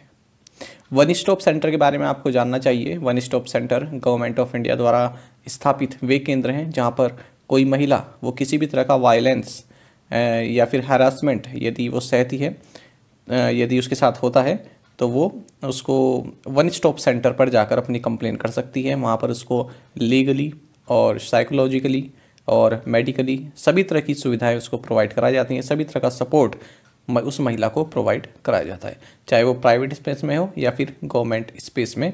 कहीं पर भी उसके साथ यदि किसी तरह का वायलेंस होता है या हरासमेंट होता है तो इस वन स्टॉप सेंटर पर वो जा सकती है। साथ ही आपको जानना चाहिए, स्मृति ईरानी ने national commission for protection of child rights NCPCR इसका नया मोटो भी लॉन्च किया है और यह है भविष्यो रक्षति रक्षितः। Who has been appointed as the Vice President for Operations of Multilateral Investment Guarantee Agency? पूछ रहा है कि बहुपक्षीय निवेश गारंटी एजेंसी के संचालन के लिए उपाध्यक्ष के रूप में किसे नियुक्त किया गया है। ऑप्शंस आपके सामने हैं और सही आंसर ऑप्शन डी रहेगा, जुनैद कमल अहमद। जानेंगे इनके बारे में। देखिए, जो मल्टीलैटरल इन्वेस्टमेंट गारंटी एजेंसी है तो ये वर्ल्ड बैंक ग्रुप में जो 5 ऑर्गेनाइजेशन से मिलकर बना है वर्ल्ड बैंक ग्रुप, उसमें से एक है multilateral investment guarantee agency MIGA। तो इसके ऑपरेशंस के लिए वाइस प्रेसिडेंट बनाया गया है जुनैद कमल अहमद को। 16 अप्रैल से ये इस ड्यूटी को जो है निभाना शुरू करेंगे। आपको जानना चाहिए, जुनैद कमल अहमद ये बांग्लादेशी इकोनॉमिस्ट हैं, यानी कि बांग्लादेश से हैं, और फिलहाल ये वर्ल्ड बैंक के कंट्री डायरेक्टर हैं इंडिया के लिए। Google announce the introduction of which subscription service in India. तो गूगल ने भारत में कौन सी सब्सक्रिप्शन सर्विस शुरू करने की घोषणा की है। ऑप्शंस आपके सामने हैं। सही आंसर ऑप्शन बी रहेगा, प्ले पास। तो गूगल ने कहा है कि हम जो भी एंड्रॉयड डिवाइस यूजर्स हैं उनको प्ले पास सब्सक्रिप्शन सर्विस प्रोवाइड कराने जा रहे हैं, जिसमें कि जो भी यूजर्स हैं वो 1000 से ज़्यादा एप्लीकेशंस और गेम्स विदाउट एड्स देख सकते हैं। और इसमें इन्होंने 99 पर मंथ या फिर 889 पर ईयर का चार्जेस इन्होंने यहाँ पर फिक्स किया हुआ है। Legendary spinner Sonny Ramadhin died recently played for which country. महान स्पिनर सन्नी रामदीन जिनका हाल ही में निधन हो गया, किस देश के लिए खेले। ऑप्शंस आपके सामने हैं और सही आंसर ऑप्शन सी रहेगा, वेस्ट इंडीज। तो देखिए, legendary West Indies spinner Sonny Ramadhin, तो इनका हाल ही में जो है इनका निधन हो गया है। आपको बता दें, वेस्ट इंडीज की वो टीम जिसने कि अपने घर से बाहर जाकर दूसरी कंट्री में पहली बार सीरीज जीती थी इंग्लैंड में 1950 में, उस टीम के ये एक जो है सदस्य थे, महत्वपूर्ण सदस्य थे। और अब 92 की एज में इनकी मृत्यु हो गई है। 43 टेस्ट में इन्होंने 158 विकेट्स लिए थे। What is India's rank in terms of billionaires population in 2021 according to Knight Frank's Wealth Report 2022? पूछ रहे हैं कि नाइट फ्रैंक की वेल्थ रिपोर्ट 2022 के अनुसार 2021 में अरबपतियों की आबादी के मामले में भारत का रैंक क्या है। सही आंसर ऑप्शन सी है, 3rd। तो देखिए, नाइट फ्रैंक्स की वेल्थ रिपोर्ट 2022 ये आ गई है। इसमें कहा है कि इंडिया तीसरी पोजीशन पर है। किस मामले में, बिलियनियर्स पॉपुलेशन इन 2021, यानी कि बिलियनियर्स की यदि पॉपुलेशन हम देखें तो भारत उसमें तीसरी पोजीशन पर है, following the US and China. अच्छा, यहाँ पर लिखा है फॉलोइंग मतलब इंडिया फॉलो कर रहा है किसको, US और चाइना को, यानी कि US पहली पोजीशन पर है, दूसरी पर चाइना है और तीसरी पर इंडिया है। अगर यहाँ पर आता India has rank 3rd in terms of billionaires population in 2021, फिर आता followed by US and China, तब उसका मतलब क्या होता, इंडिया को फॉलो कौन कर रहे हैं, US और चाइना, यानी कि US तब दूसरे नंबर पर होता और चाइना आता तीसरे नंबर पर। तो ये अंतर होता है फॉलोइंग और फॉलोड बाय का। ठीक है, फॉलोइंग आ रहा है, इसका मतलब इंडिया इन दोनों को फॉलो कर रही है, इंडिया इन दोनों के बाद आ रहा है। अगर यहाँ पर आता फॉलोड बाय, तो क्या मतलब होता है, इंडिया के बाद US एंड चाइना आ रहे हैं। तो यहाँ पर पहली पोजीशन पर US है, फिर है चाइना, फिर है इंडिया। साथ ही इन्होंने ये भी बताया है कि यदि हम ग्लोबली बात करें तो 2021 में जो ultra high net worth individuals हैं ये 9.3% तक बढ़े हैं। और अगर हम भारत की बात करें तो भारत में ईयर ऑन ईयर बेसिस पर 2021 में अगर हम देखें तो 11% ये बढ़े हैं। साथ ही आपको जानना चाहिए सबसे ज़्यादा बिलियनियर्स एशिया में है, 36% of total billionaires are found in India. बाकी आपको जानना चाहिए कि सभी रीजन्स में, चाहे एशिया हो, यूरोप हो, साउथ अमेरिका, नॉर्थ अमेरिका, जितने भी ये रीजन हैं इनमें जो है बिलियनियर्स की संख्या बढ़ी ही है, सिवाय किसके, अफ्रीका के। यहाँ पर 0.8% से डिक्लाइन देखा गया है। साथ ही आपको जानना चाहिए कि अगर हम मुख्य भारतीय शहरों की बात करें तो सबसे ज़्यादा जो ultra high net worth individuals हैं इनकी संख्या में सबसे ज़्यादा जो बढ़ोतरी हुई है वो है बेंगलुरु में, उसके बाद दिल्ली, फिर Mumbai. Which company has partnered with the Ministry of Electronics and Information Technology Startup Hub to help 100 Indian startups build high quality global apps and games? पूछ रहे हैं कि 100 भारतीय स्टार्टअप को उच्च गुणवत्ता वाले वैश्विक ऐप और गेम बनाने में मदद करने के लिए किस कंपनी ने इलेक्ट्रॉनिक्स और सूचना प्रौद्योगिकी मंत्रालय स्टार्टअप हब के साथ भागीदारी की है? सही आंसर ऑप्शन बी रहेगा, गूगल। तो देखिए गूगल क्या चाहता है, गूगल चाहता है कि 100 इंडियन स्टार्टअप्स हम सेलेक्ट करें जिनको कि हम high quality global apps and games बनाना सिखाएं या फिर ट्रेनिंग उसकी दें। इसके लिए गूगल ने ministry of electronics and information technology के साथ पार्टनरशिप भी की है।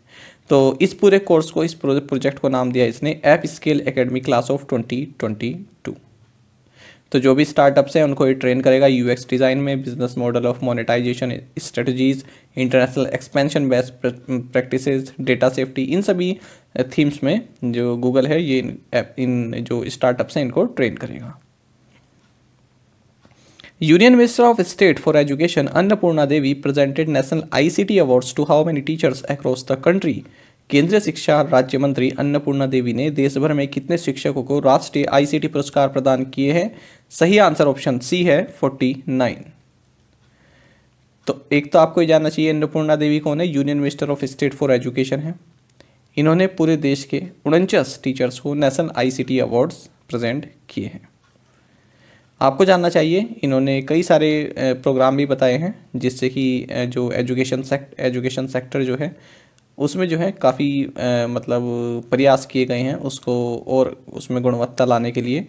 तो देखिए जैसे दीक्षा बोला इन्होंने, ई पाठशाला और स्वयं। तो यहाँ पर जो ये लिखे हैं ना इनकी आप फुल फॉर्म देख लीजिएगा, जैसे स्वयं है, पीएम ई विद्या क्या है, 1 क्लास 1 चैनल एक प्रोग्राम है। ऐसे ही निष्ठा है, national initiative for school heads and teachers holistic advancement. तो इस तरह की फुल फॉर्म आपके एग्जाम में पूछ ली जाती है। World hearing day is observe on which day? विश्व श्रवण दिवस किस तारीख को मनाया जाता है? सही आंसर ऑप्शन सी रहेगा, 3 मार्च। तो 3 मार्च को वर्ल्ड हियरिंग डे मनाया जाता है वर्ल्ड हेल्थ ऑर्गेनाइजेशन द्वारा, और इस बार 2022 में इसका थीम रहा है to hear for life, listen with care. Ungalil Oruvan यानी कि one among you is the autobiography of which state's chief minister? तो किस राज्य के मुख्यमंत्री की ये आत्मकथा है, वन अमंग यू? ऑप्शंस आपके सामने हैं, सही आंसर ऑप्शन सी है, तमिलनाडु। तो देखिए कांग्रेस लीडर राहुल गांधी ने तमिलनाडु के जो चीफ मिनिस्टर हैं एम.के. स्टालिन, इनकी ऑटोबायोग्राफी है ओंगलिल उरुवन यानी कि वन अमंग यू, इसका फर्स्ट वॉल्यूम लॉन्च किया है। Who has been named as new MD and CEO of LIC mutual fund? LIC mutual fund के नए MD एंड CEO के रूप में किसे नामित किया गया है? ऑप्शंस आपके सामने है, सही आंसर ऑप्शन डी रहेगा, TS रामाकृष्णन।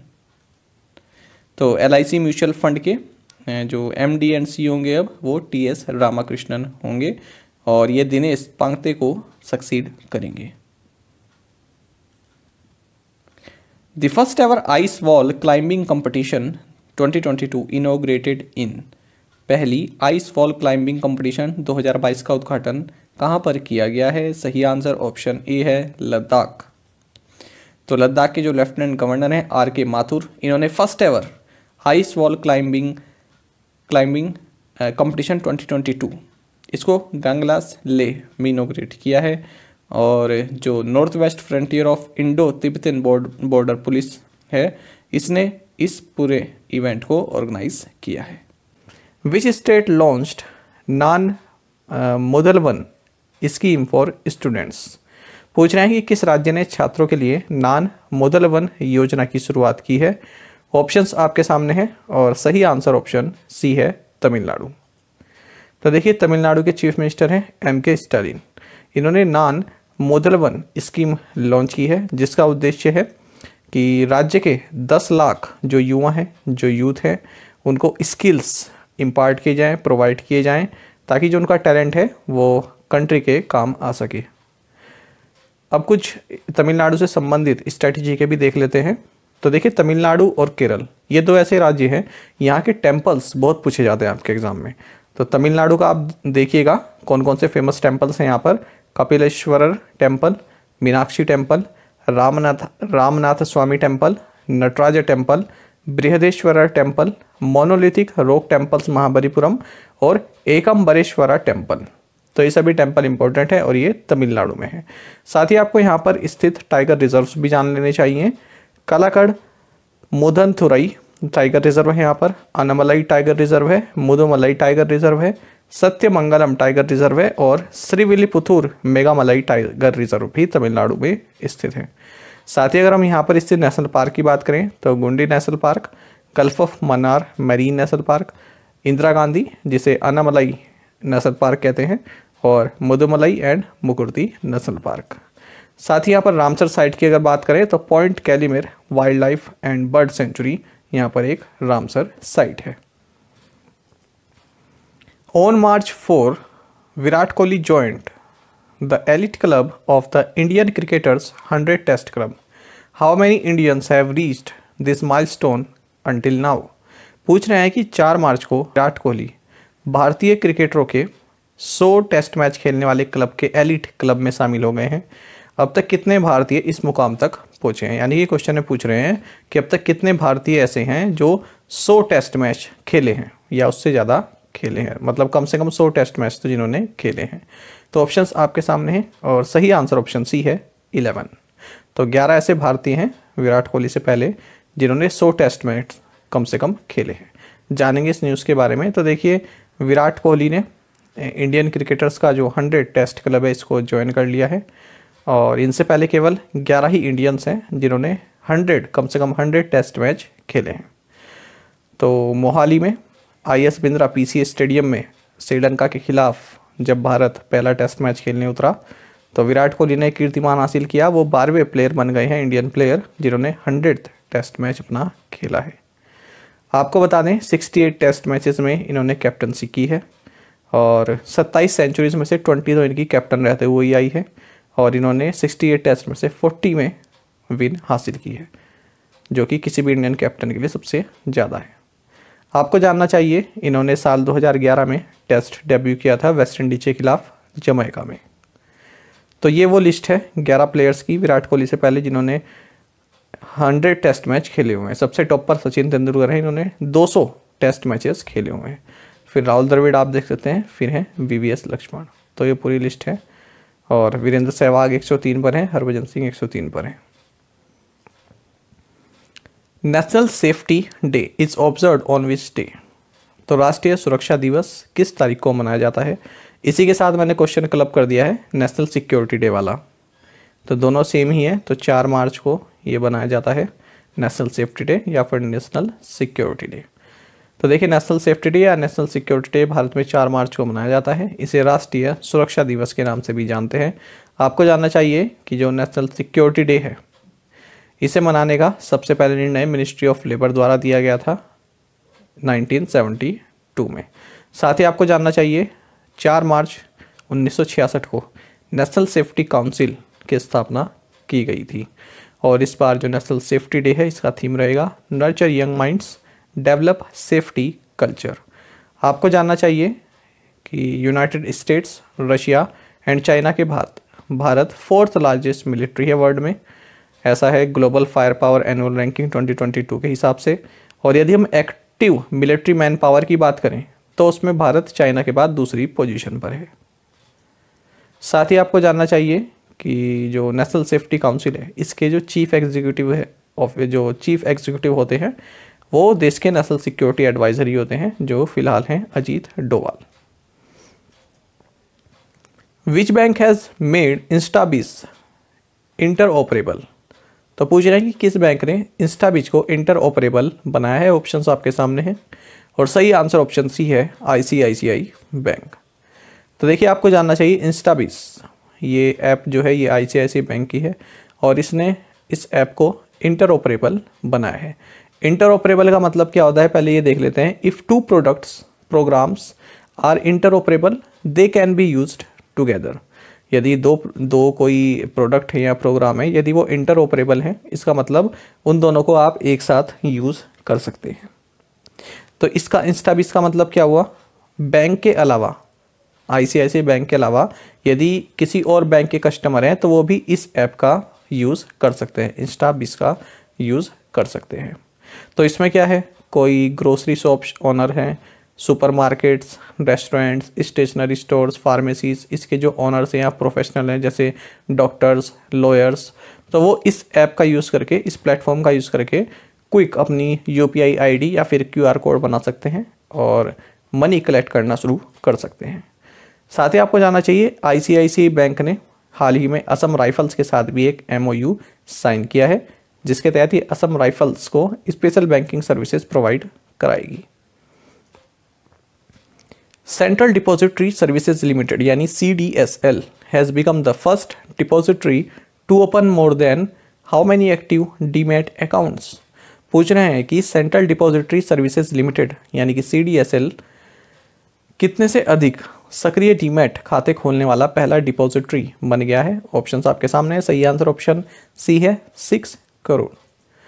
तो देखिए central depository services India limited इसने 6 करोड़ से ज़्यादा यानी कि 60 मिलियन से ज़्यादा एक्टिव डीमैट अकाउंट्स ओपन किए हैं। अपने आप में बहुत बड़ा ये कीर्तिमान है।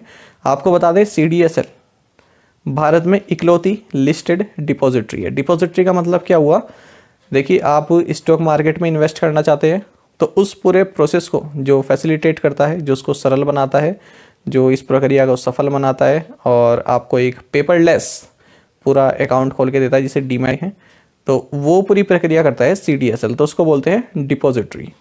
आपके इन्वेस्टमेंट को आसान बनाता है ये। साथ ही आपको जानना चाहिए CDSL के चेयरमैन बालकृष्ण V चौबाल हैं, MD and CEO Neha Vora हैं और हेडक्वार्टर्स है मुंबई।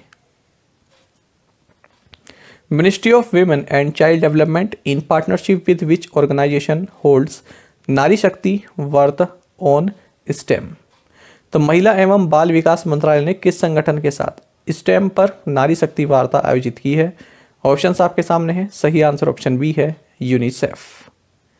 तो जो ministry of women and child development है इसने यूनिसेफ यानी कि यूनाइटेड नेशंस चिल्ड्रन फंड के साथ मिलकर नारी शक्ति वार्ता का आयोजन किया है और ये किस पर आधारित रहा, स्टेम पर आधारित रहा। स्टेम का मतलब होता है science, technology, engineering and mathematics. तो जो यंग वीमेन हैं उनको फाइनेंशियल लिटरेसी प्रोवाइड किया जा सके और साइंस, टेक्नोलॉजी, इंजीनियरिंग, मैथमेटिक्स में आगे बढ़ाया जा सके, इसी के लिए पार्टनरशिप की है। साथ ही आपको जानना चाहिए ministry of women and child development ने यूनिसेफ इंडिया के साथ मिलकर बैक टू स्कूल कैंपेन भी लॉन्च करने वाला है। बाकी यूनिसेफ का हेडक्वार्टर्स आप सभी जानते हैं न्यूयॉर्क, यूनाइटेड स्टेट्स में है। What is India's rank on the 17 Sustainable Development Goals (SDG) adopted as part of the 2030 agenda.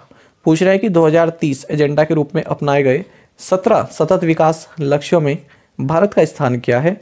सही आंसर ऑप्शन डी है 120।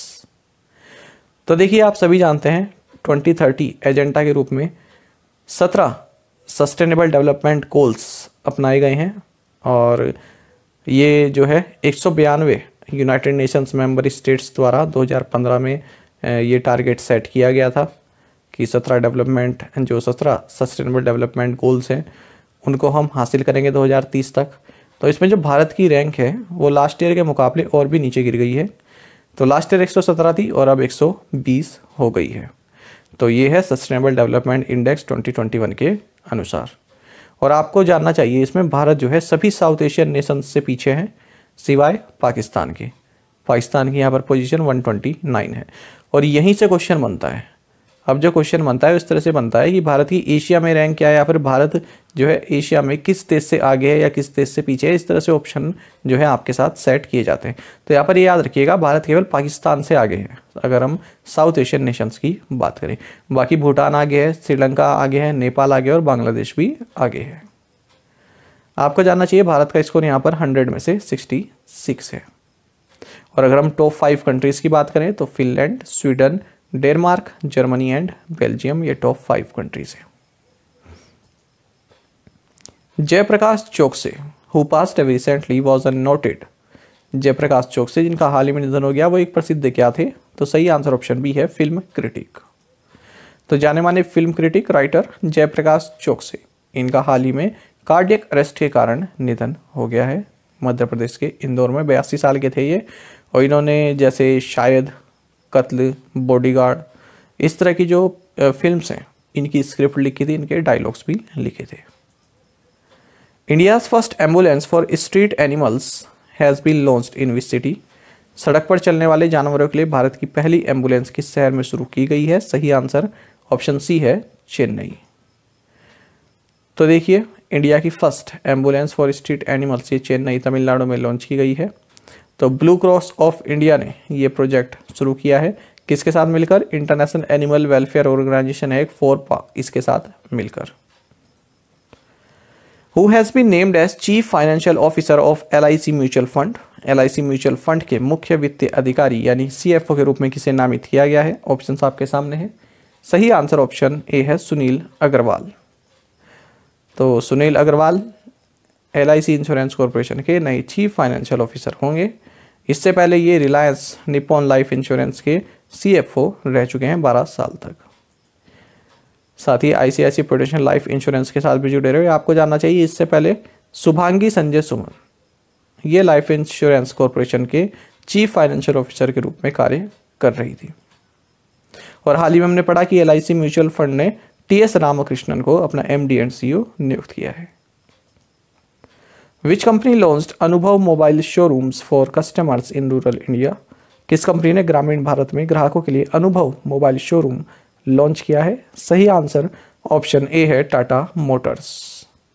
तो टाटा मोटर्स ने ग्रामीण इलाकों में अपनी पहुंच बढ़ाने के लिए अनुभव मोबाइल शोरूम्स लॉन्च किए, यानी कि चलते फिरते टाइप के एक छोटा सा जैसे होते हैं ना वो शोरूम टाइप के ये लॉन्च किए हैं। गाड़ी एक्सचेंज करना चाहते हैं तो उससे जुड़ी डिटेल्स आपको मिल जाएगी। यदि और कोई सर्विस आप टाटा मोटर्स से चाहते हैं तो वो सभी आपको आपके डोर स्टेप पर मिल जाएगी। Sagar Parikrama inaugurated from which town of Gujarat. Sagar Parikrama का उद्घाटन गुजरात के किस शहर से हुआ है? ऑप्शंस आपके सामने है। सही आंसर ऑप्शन सी है, मांडवी। तो देखिए, डिपार्टमेंट ऑफ फिशरीज जो कि ministry of fisheries, animal husbandry and dairies के अंतर्गत आता है, इसने सागर परिक्रमा नाम का एक प्रोजेक्ट शुरू किया है और इसकी शुरुआत की है union minister for fisheries, animal husbandry and dairying Parshottam Rupala द्वारा। आपको जानना चाहिए, इसका मकसद ये है कि जो भी कोस्टल एरियाज़ में जो मछुआरे हैं, जो फिशर हैं, उनकी क्या प्रॉब्लम है ये जानना इसका मकसद है। तो 5 मार्च को ये मांडवी से शुरू हुआ है और 6 मार्च को ये पोरबंदर में समाप्त हो जाएगा। आपको जानना चाहिए कि ये जो प्रोजेक्ट है इसमें जो कोस्टल फिशर हैं उनकी क्या समस्या है, उनका निवारण करना इस पूरे प्रोजेक्ट का, इस पूरी यात्रा का मकसद रहने वाला है। आपको जानना चाहिए, इंडिया की जो कोस्ट लाइन है वो 8118 किलोमीटर है। यदि हम 9 मैरीटाइम स्टेट्स और 4 UTs को जो है ऐड कर दें तब 8118 किलोमीटर है। और गुजरात की जो कोस्टल लेंथ है वो 1214 किलोमीटर है और 16 कोस्टल डिस्ट्रिक्ट्स हैं यहाँ पर गुजरात में। Which country was recently hit by cyclone Emnati. हाल ही में कौन सा देश चक्रवात इमनाती की चपेट में आया? सही आंसर ऑप्शन डी है, मेडागास्कर। तो मेडागास्कर में काफ़ी तबाही मचाई है साइक्लोन इमनाती ने। आपको जानना चाहिए, मेडागास्कर की जो कैपिटल है ये अंतानानारिवो है और करेंसी है मलागासी अरियरी। और आपको जानना चाहिए, इंडोनेशिया के बाद मेडागास्कर वर्ल्ड का दूसरा लार्जेस्ट आइलैंड देश है, आइलैंड कंट्री है। Who is the author of the book titled उड़ान एक मजदूर बच्चे की। ऑप्शंस आपके सामने हैं। सही आंसर ऑप्शन डी है। तो मिथिलेश तिवारी ने पुस्तक लिखी है उड़ान एक मजदूर बच्चे की। तो ये जो किताब है ये कैप्टन A.D. मानिक के जीवन पर आधारित है और भजन सम्राट अनूप जलोटा द्वारा इस पुस्तक को रिलीज किया गया है। तो इसमें जो कैप्टन A.D. मानिक है उनके बारे में बताया गया है कैसे वो जीरो से जो है अपने कैरियर के शीर्ष पर पहुंचे। ऑथर है इस बुक के Mithilesh Tiwari. Which of the following has launched a QR code based feedback system अनुभूति and ई-चिट्ठा पोर्टल? निम्नलिखित में से किसने QR कोड आधारित फीडबैक सिस्टम अनुभूति और ई-चिट्ठा पोर्टल लॉन्च किया है? सही आंसर ऑप्शन बी है, दिल्ली पुलिस।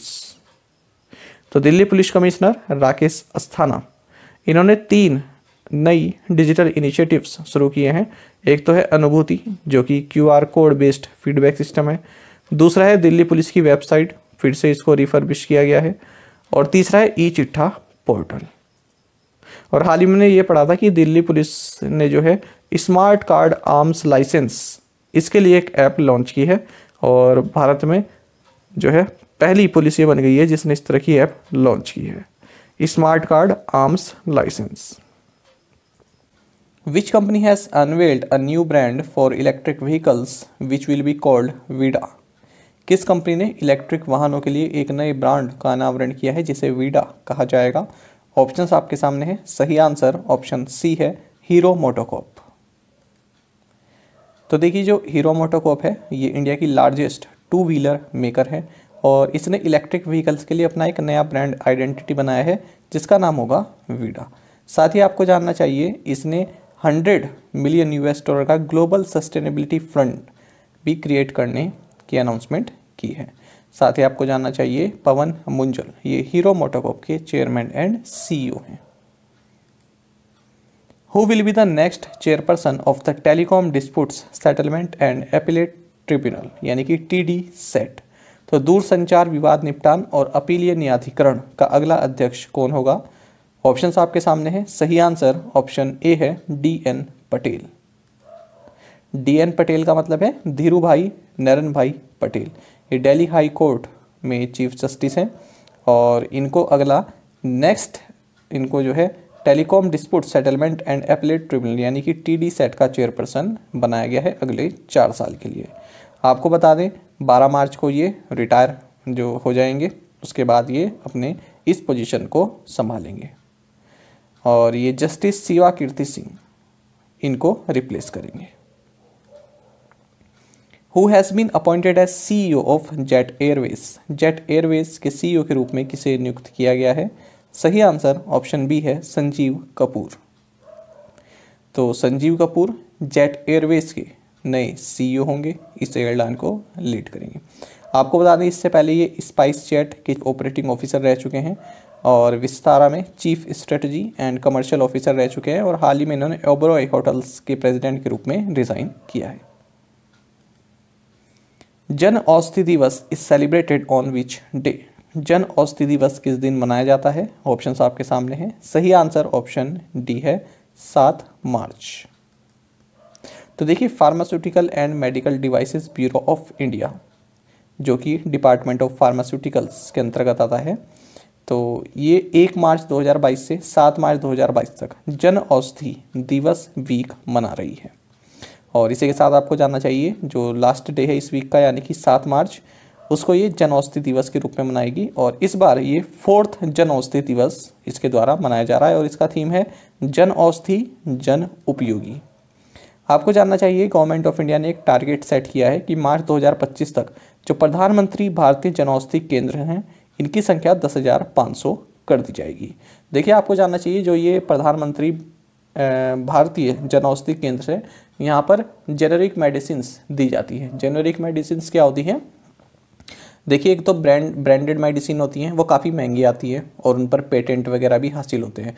जेनेरिक मेडिसिन का क्या होता है, एक तो थोड़ा सस्ती भी होती हैं और पेटेंट वगैरह का कोई इशू नहीं होता है, लेकिन जो इनकी स्ट्रेंथ है, जो इनकी कैपेबिलिटी है और जो इनका असर है वो ब्रांडेड मेडिसिन जितना ही होता है। तो ये जो है आपको मेडिकल स्टोर से मिल जाती है, साथ ही जो गवर्नमेंट के ये प्रधानमंत्री जन औषधि केंद्र है यहाँ पे भी मिल जाती है। तो जब सेम स्ट्रेंथ है और केमिकल कंपोजिशन भी लगभग सेम ही है तो क्यों ना यही खरीदी जाए, है ना, क्योंकि इनकी कॉस्ट भी कम होती है, कोई पेटेंट वगैरह का इशू नहीं रहता है, तो उनको बोलते हैं जेनेरिक मेडिसिन। बाकी आपको जानना चाहिए जो ये प्रधानमंत्री भारतीय जनौषधि केंद्र हैं, इनको pharmaceutical and medical devices bureau of India इसके द्वारा देखा जाता है, यानी कि इसका कार्यान्वयन इसके पास ही है। और ये जो है Pharmaceutical and Medical Device Bureau of India, ये Ministry of Chemical and fertilisers के अंतर्गत आती है। तो यदि आपसे पूछा जाए कि जो ये जनौषधि वाली जो स्कीम है प्रधानमंत्री भारतीय जनौषधि केंद्र, तो इसका कार्यभार किसके पास है, तो आप कह सकते हैं ministry of chemicals and fertilisers के अंतर्गत आने वाली pharmaceuticals and medical devices bureau of India के पास। बाकी अगर हम बात करें प्रधानमंत्री भारतीय जनौषधि परियोजना की, तो इसको डिपार्टमेंट ऑफ फार्मास्यूटिकल्स द्वारा 2008 में लॉन्च किया था और तब इसका नाम था जन औषधि कैंपेन। उसके बाद 2015-16 में इसको फिर से रिवैम्प किया गया और प्रधानमंत्री भारतीय जनौषधि परियोजना के रूप में लॉन्च किया गया। Australian spin legend Shane Warne who passed away aged 52 bowled what is popularly known as the ball of the century in 1993 Ashes Test. Who was the batsman facing him?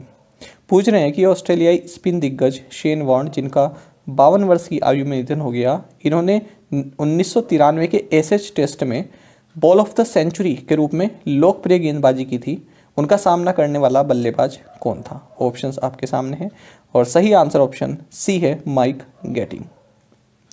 देखिए, आप सभी जान गए होंगे कि ऑस्ट्रेलिया के लेग स्पिनर शेन वॉर्न, इनका 52 वर्ष की आयु में निधन हो गया है और थाईलैंड के को सामुई में ये इनका शरीर जो है मृत मिला और कहा जा रहा है कि इनको काफ़ी मैसिव हार्ट अटैक पड़ा है।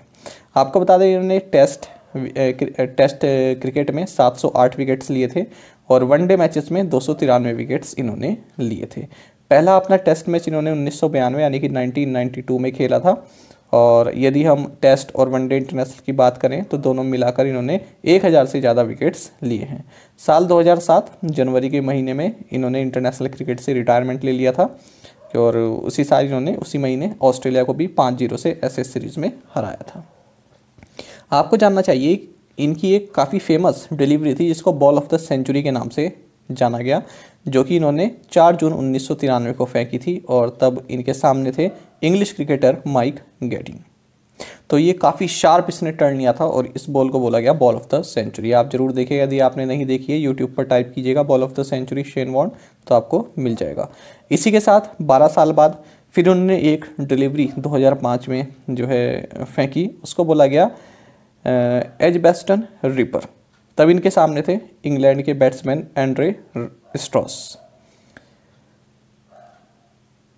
Name the nuclear power plant the largest in Europe that was seized by Russian forces and set on fire following intense fighting with Ukraine. पूछ रहे हैं कि यूरोप के सबसे बड़े उस परमाणु ऊर्जा संयंत्र का नाम बताइए जिस पर रूसी सेना ने कब्जा कर लिया और यूक्रेन के साथ तीव्र लड़ाई के बाद आग लगा दी। ऑप्शंस आपके सामने हैं और सही आंसर ऑप्शन सी है, ज़ैपोरिज़िया।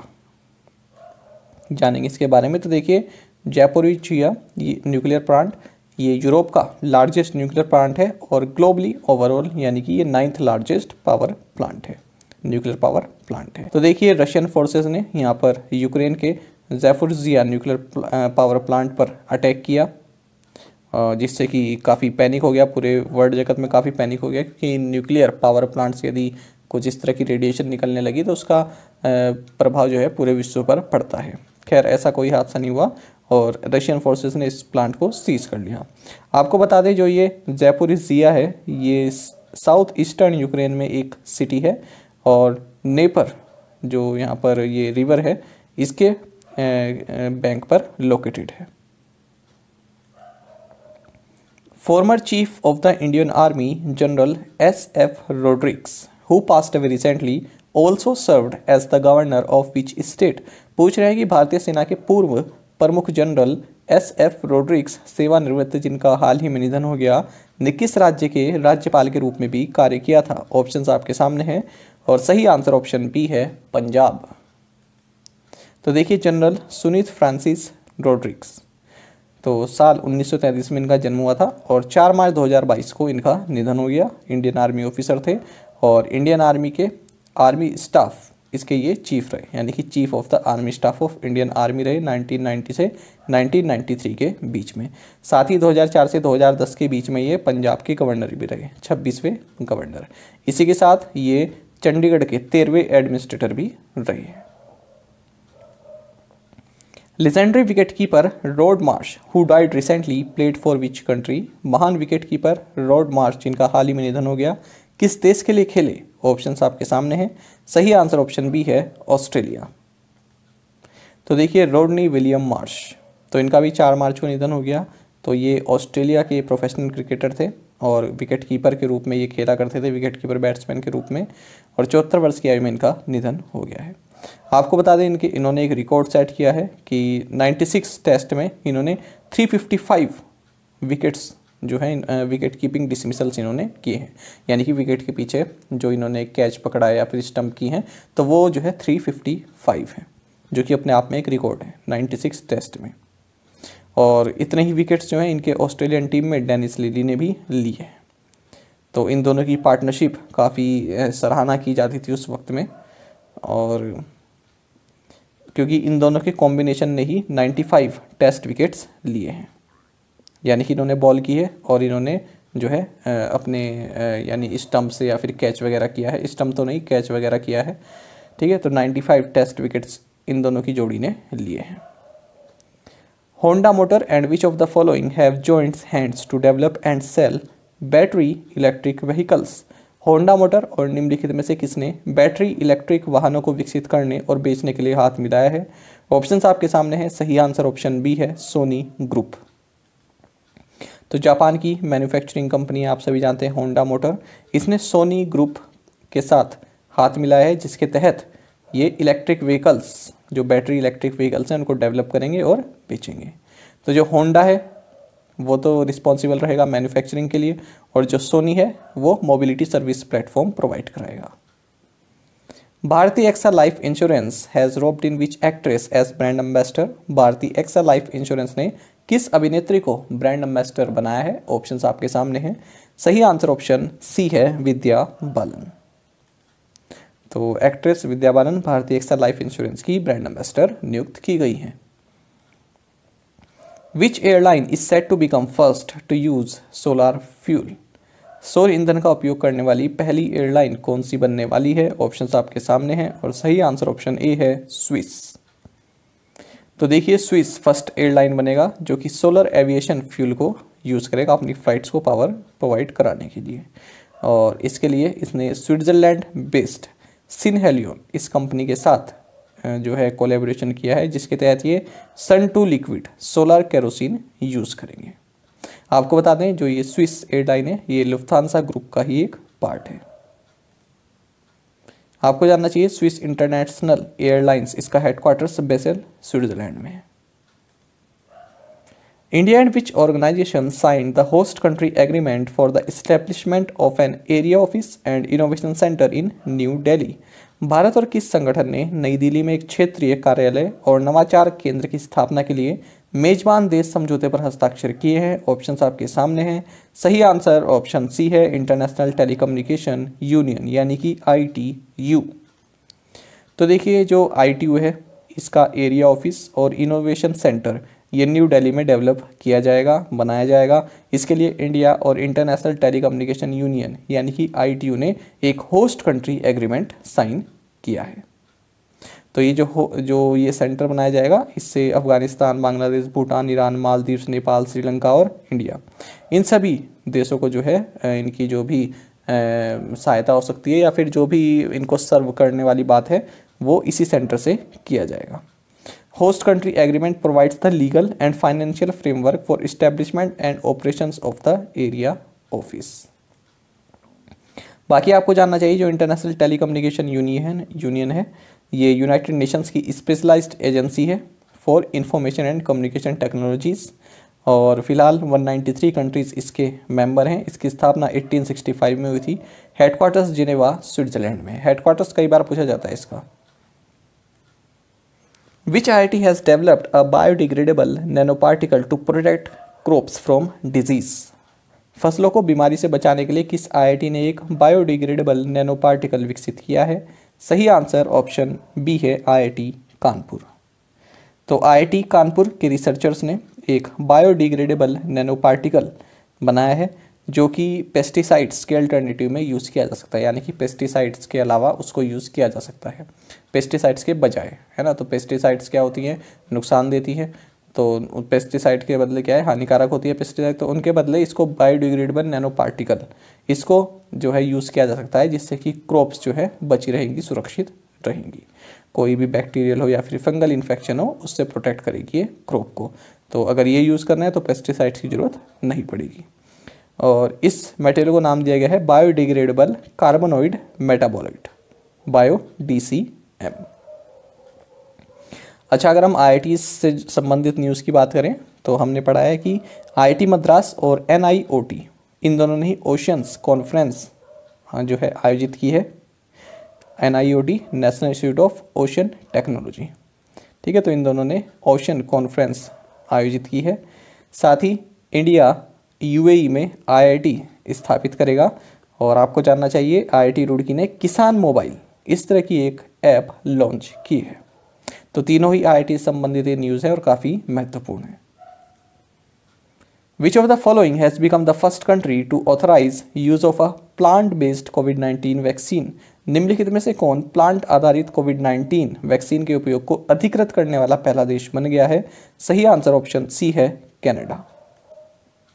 तो वर्ल्ड की first plant derived COVID-19 vaccine इसको कनाडा द्वारा उपयोग करने के लिए अप्रूव कर दिया गया है 18 से 64 साल के जो है एडल्ट्स के लिए। इसका नाम है कोविफेंस और इसको मेडिकेगो इसने ग्लैक्सो स्मिथ क्लाइन के साथ मिलकर डेवलप किया है।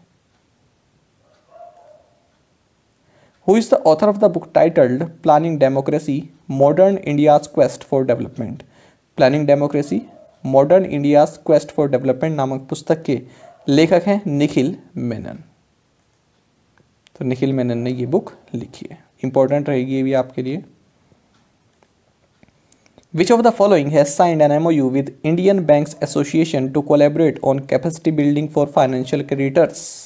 निम्नलिखित में से किसने वित्तीय लेनदारों के लिए क्षमता निर्माण पर सहयोग करने के लिए भारतीय बैंक संघ के साथ एक समझौता ज्ञापन पर हस्ताक्षर किए हैं?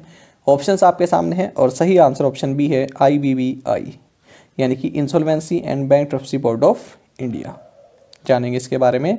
तो इंसॉल्वेंसी रेगुलेटर है, आप सभी जानते हैं, insolvency and bankruptcy board of India. इसने इंडियन बैंक्स एसोसिएशन इसके साथ एक MOU साइन किया है जिसके तहत ये इंसॉल्वेंसी, बैंक्रप्सी और इससे संबंधित सब्जेक्ट पर जो है मतलब आपसी सहयोग करेंगे। Capacity building for financial creditors, ठीक है, आपसी सहयोग करेंगे या फिर जो भी कोई इस तरह का मैटर आता है इंसॉल्वेंसी, बैंक्रप्सी से संबंधित तो उसको मिलकर जो है उस पर डिस्कस करेंगे। बाकी आपको जानना चाहिए ये MOU किसकी प्रेजेंस में साइन हुआ। तो जो IBBI के एग्जीक्यूटिव डायरेक्टर हैं अमित प्रधान और IBA यानी इंडियन बैंक्स एसोसिएशन के जो चीफ एग्जीक्यूटिव हैं सुनील मेहता, इनकी उपस्थिति में इसको साइन किया गया है। आपको जानना चाहिए 1 अक्टूबर 2016 1 अक्टूबर 2016 को insolvency and bankruptcy board of India establish किया गया था under insolvency and bankruptcy code 2016 और फिलहाल इसके चेयरमैन हैं Ravi Mittal. International women's day is celebrated on which day? अंतर्राष्ट्रीय महिला दिवस किस दिन मनाया जाता है? ऑप्शंस आपके सामने है, सही आंसर ऑप्शन सी है मार्च 8। तो देखिए 1911 में सबसे पहले मनाया गया ये दिन इंटरनेशनल वीमेंस डे और उसके बाद से ये 8 मार्च को मनाया जाता रहा है। आपको जानना चाहिए साल 2022 में इसका थीम रहेगा gender equality today for a sustainable tomorrow. Important रहेगा ये वाला क्वेश्चन आपके लिए। Who has become the first woman to appear in 6 cricket world cups? पूछ रहे हैं कि 6 क्रिकेट विश्व कप में भाग लेने वाली पहली महिला कौन बनी है? ऑप्शंस आपके सामने है, सही आंसर ऑप्शन ए है मिथाली राज। मिथाली राज आप सभी जानते हैं इंडिया की कैप्टन है। तो ये फर्स्ट वुमेन बनी है जो 6 वर्ल्ड कप का हिस्सा रही है और ओवरऑल ये 3rd क्रिकेटर बनी है, क्योंकि इनसे पहले सचिन तेंदुलकर और पाकिस्तान के जावेद मियांदाद ये भी 6 वर्ल्ड कप में पार्टिसिपेट कर चुके हैं, ये आपको जानना चाहिए। तो फर्स्ट वुमेन बनी है जो कि 6 वर्ल्ड कप में पार्टिसिपेट किया है। और ये उपलब्धि इन्होंने कब हासिल की? आईसीसी विमेंस वर्ल्ड कप जो फिलहाल न्यूजीलैंड में चल रहा है, तो इसमें जब भारतीय टीम ने पाकिस्तान के साथ सामना किया तो उसी दौरान इन्होंने ये उपलब्धि हासिल की है। आपको जानना चाहिए कि मिथाली राज ये सबसे पहले 2000 का वर्ल्ड कप इन्होंने खेला था साल 2000 में, फिर 2005, 2009, 2013, 2017 और अब ये 2022। Prime minister Narendra Modi inaugurated the R K. Laxman art gallery museum in which city. पूछ रहे हैं कि प्रधानमंत्री नरेंद्र मोदी ने किस शहर में आर.के. लक्ष्मण आर्ट गैलरी संग्रहालय का उद्घाटन किया है। ऑप्शंस आपके सामने हैं और सही आंसर ऑप्शन ए है, पुणे। तो पीएम नरेंद्र मोदी ने R K. Laxman art gallery museum का अनावरण किया है, इनॉग्रेट किया है पुणे महाराष्ट्र में। आपको जानना चाहिए इसी के साथ इन्होंने पुणे म्युनिसिपल कॉरपोरेशन का जो प्रीमाइस है, यहाँ पर 9.5 फीट टॉल श्री छत्रपति शिवाजी महाराज का एक स्टैचू भी अनवील किया है। आपको बता दें 1850 किलोग्राम गन मेटल का बना हुआ है। इसी के साथ इन्होंने मूलामुथा रिवर प्रोजेक्ट, इसके रिजुनेशन और पोल्यूशन अबेटमेंट की आधारशिला भी रखी है। जो बच्चे एग्ज़ाम देते हैं, पहले से कुछ दे रहे होंगे और एसएससी के या फिर स्टेट लेवल के एग्ज़ाम, तो वहाँ पर आपने देखा होगा एक क्वेश्चन कई बार पूछा जाता है, 4 सिटीज़ के नाम दिए जाते हैं और पूछा जाता है कि कौन सी सिटी मूलामुथा रिवर के अलोंग में स्थित है। तो उसमें आंसर होगा आपका पुणे। कई बार पूछते हैं ना कि ये रिवर किस नदी के बैंक पर स्थित है, किसके तट पर स्थित है, तो यहाँ पर आपका ये क्वेश्चन भी कई बार एग्जाम में पूछा जाता है, याद रखिएगा पुणे से संबंधित है मूलामुथा रिवर। अलग अलग रिवर है, दोनों ही मिल जाती हैं पुणे में। बाकी आपको जानना चाहिए प्राइम मिनिस्टर नरेंद्र मोदी ने पुणे मेट्रो रेल प्रोजेक्ट, इसको भी इनॉग्रेट किया है। 24 दिसंबर 2016 को इसकी आधारशिला रखी गई थी और टोटल 32.2 किलोमीटर का ये मेट्रो रेल प्रोजेक्ट है, जिसमें से 12 किलोमीटर का ही अभी इनॉग्रेट किया गया है। Which bank has appointed farmer Ujjivan small finance bank CEO Nitin Chugh as deputy managing director. पूछ रहे हैं कि किस बैंक ने उज्जीवन स्मॉल फाइनेंस बैंक के पूर्व CEO नितिन चुग को उप प्रबंध निदेशक नियुक्त किया है। सही आंसर ऑप्शन सी है, स्टेट बैंक ऑफ इंडिया। तो यहाँ पर आपके लिए जानने वाली बात है कि नितिन चुग कौन है। ये उज्जीवन स्मॉल फाइनेंस बैंक के फॉर्मर CEO रह चुके हैं और अभी ने स्टेट बैंक ऑफ इंडिया ने डिप्टी मैनेजिंग डायरेक्टर नियुक्त किया है और जो भी स्टेट बैंक ऑफ इंडिया का डिजिटल बैंकिंग ऑपरेशन है उसको ये लीड करेंगे। तो 3 साल के लिए इनकी नियुक्ति की गई है। Recently 53rd raising day ceremony of central industrial security forces यानी कि CISF was organised. Name the director general of CISF। हाल ही में केंद्रीय औद्योगिक सुरक्षा बलों के 53वें स्थापना दिवस समारोह का आयोजन किया गया। CISF के महानिदेशक का नाम आपको बताना है। ऑप्शंस आपके सामने हैं और सही आंसर ऑप्शन सी है, शीलवर्धन सिंह। तो देखिए CISF यानी कि सेंट्रल आर्म्ड पुलिस फोर्सेस, तो इनका जो एक मिनट ये मैंने आर्म लिख दिया वहाँ पर, सेंट्रल इंडस्ट्रियल सिक्योरिटी फोर्सेस, ठीक है। तो यहाँ पर देखिए, तो CISF का 53rd रेसिंग डे 2022 को जो ये 2022 में जो इनका रेसिंग डे सेरेमनी है ये 6 मार्च 2022 को सेलिब्रेट की गई है गाजियाबाद उत्तर प्रदेश में। आपको जानना चाहिए CISF ये यूनियन होम मिनिस्ट्री के अंतर्गत आता है और इसका हेडक्वार्टर्स न्यू दिल्ली में स्थित है। इसका मोटो है प्रोटेक्शन एंड सिक्योरिटी। आपको जानना चाहिए कि CISF 10 मार्च 1969 को सेटअप किया गया था। उसके बाद एक पार्लियामेंट में एक्ट पास हुआ 15 जून 1983 को, जिसके बाद इसको आर्म्ड फोर्स का दर्जा दे दिया गया। तो आर्म्ड पुलिस फोर्स है ये CISF, ठीक है, ये आपको जानना चाहिए। Central industrial security force, full form पीछे लिखी है, ये यहाँ पर गलती से मेरे से लिखा गया, वैसे है तो ये आर्म्ड पुलिस फोर्स ही। चलिए आगे बढ़ेंगे। Who has tendered his resignation from the post of additional solicitor general of India. Bharat के एडिशनल सॉलिसिटर जनरल के पद से अपना इस्तीफा किसने दिया है? ऑप्शंस आपके सामने हैं। सही आंसर ऑप्शन ए है अमन लेखी। तो देखिए सीनियर एडवोकेट हैं अमन लेखी और इन्होंने additional solicitor general of India के पद से रेजिग्नेशन दे दिया है। आपको बता दें मार्च 2018 में इन्हें इस पद पर नियुक्त किया गया था। एक चीज़ आपको और जाननी चाहिए, जो स्टेट लेवल के एग्ज़ाम या फिर पीसीएस या आईएएस जैसे एग्ज़ाम की तैयारी कर रहे हैं, आपको ये बात जाननी चाहिए कि जो एडिशनल सॉलिसिटर जनरल का जो ये पद है, ना तो ये कॉन्स्टिट्यूशनल है और ना ही ये स्टैट्यूटरी है। इसका मतलब क्या हुआ? कॉन्स्टिट्यूशनल नहीं है, यानी कि कॉन्स्टिट्यूशन में इसका कहीं पर भी जिक्र नहीं है, किसी आर्टिकल में जो है इसको डिफाइन नहीं किया गया है, और ना ही ये स्टैट्यूटरी है, यानी कि ना ही इसको पार्लियामेंट में किसी एक्ट द्वारा इस पद को बनाया गया है। तो फिर ये कहाँ से आता है? ये law officers conditions of service rules 1987, यहाँ से इस पद को गवर्न किया जाता है।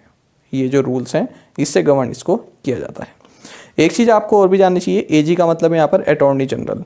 तो अटॉर्नी जनरल को असिस्ट करते हैं, इनकी सहायता करते हैं सॉलिसिटर जनरल और एडिशनल सॉलिसिटर जनरल। जैसा कि आप यहाँ भी देख सकते हैं, it should be note here that only the office of the attorney general is created by the constitution. In other words, Article 76 does not mention about the Solicitor General and Additional Solicitor General. तो constitution में कहीं पर भी ये वाला पद नहीं है, एडिशनल सोलिसिटर जनरल। चलिए आगे बढ़ेंगे। Which edition of India Sri Lanka bilateral maritime exercise SLINEX held recently? Bharat Sri Lanka द्विपक्षीय समुद्री अभ्यास SLINEX का कौन सा संस्करण हाल ही में आयोजित किया गया है? ऑप्शंस आपके सामने हैं। सही आंसर ऑप्शन सी है 9th। तो आपको ये जानना चाहिए कि SLINEX ये श्रीलंका और इंडिया के बीच में एक नेवल एक्सरसाइज है। विशाखापट्टनम में इसका 9वां संस्करण आयोजित किया गया है। तो 2 फेसेस में होगा ये, एक तो हार्बर फेस विशाखापट्टनम में और सी फेस बे ऑफ बंगाल में। श्रीलंका की ओर से SLNS सयूराला ने यहाँ पर पार्टिसिपेट किया है और भारत की ओर से INS किट्स। Indian oil and which bank has partnered for co branded credit card? पूछ रहे हैं कि इंडियन ऑयल और किस बैंक ने को ब्रांडेड क्रेडिट कार्ड के लिए साझेदारी की है। ऑप्शंस आपके सामने हैं। सही आंसर ऑप्शन डी रहेगा, कोटक महिंद्रा बैंक। तो इंडियन ऑयल, कोटक को ब्रांडेड फ्यूल क्रेडिट कार्ड इन दोनों ने मिलकर लॉन्च किया है। बाकी आप जानते हैं कोटक महिंद्रा बैंक के MD and CEO Uday Kotak हैं, हेडक्वार्टर्स मुंबई महाराष्ट्र में, और टैगलाइन है let's make money simple. The Indian Navy successfully test-fired the extended-range land attack BrahMos supersonic cruise missile from which stealth destroyer? पूछ रहे हैं कि भारतीय नौसेना ने किस स्टेल्थ विध्वंसक से विस्तारित दूरी की भूमि हमले वाली ब्रह्मोस सुपरसोनिक क्रूज मिसाइल का सफलतापूर्वक परीक्षण किया है? ऑप्शंस आपके सामने हैं और सही आंसर ऑप्शन सी रहेगा, INS चेन्नई। तो देखिए इंडियन नेवी ने यहाँ पर एडवांस वर्जन किसका? ब्रह्मोस सुपरसोनिक क्रूज मिसाइल का एडवांस वर्जन, इसको जो है सक्सेसफुली टेस्ट फायर्ड किया है।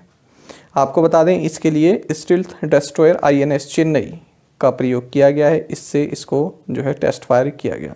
ब्रह्मोस एरोस्पेस के बारे में आपको जानना चाहिए कि इंडिया रशिया का जॉइंट वेंचर है जो कि सुपरसोनिक क्रूज मिसाइल को बनाता है, यानी कि इसको ब्रह्मोस को, और ब्रह्मोस सबमरीन, शिप्स, एयरक्राफ्ट और लैंड प्लेटफॉर्म से लॉन्च की जा सकती है। ब्रह्मोस मिसाइल की जो स्पीड है ये 2.8 मैक है, यानी कि जो साउंड की स्पीड है उससे 3 गुना। साथ ही आपको जानना चाहिए 290 किलोमीटर से बढ़ाकर अब इसकी स्पीड 350 किलोमीटर्स जो है इसमें टेस्ट की गई है। A 4-day Indo-Pacific Military Health Exchange Conference was co-hosted by Armed Forces Medical Services with which of the following? पूछ रहे हैं कि सशस्त्र बल चिकित्सा सेवा द्वारा निम्नलिखित में से किसके साथ 4 दिवसीय Indo Pacific military health exchange सम्मेलन की सह मेजबानी की गई है? ऑप्शंस आपके सामने हैं। सही आंसर ऑप्शन डी रहेगा, US इंडो पैसिफिक कमांड।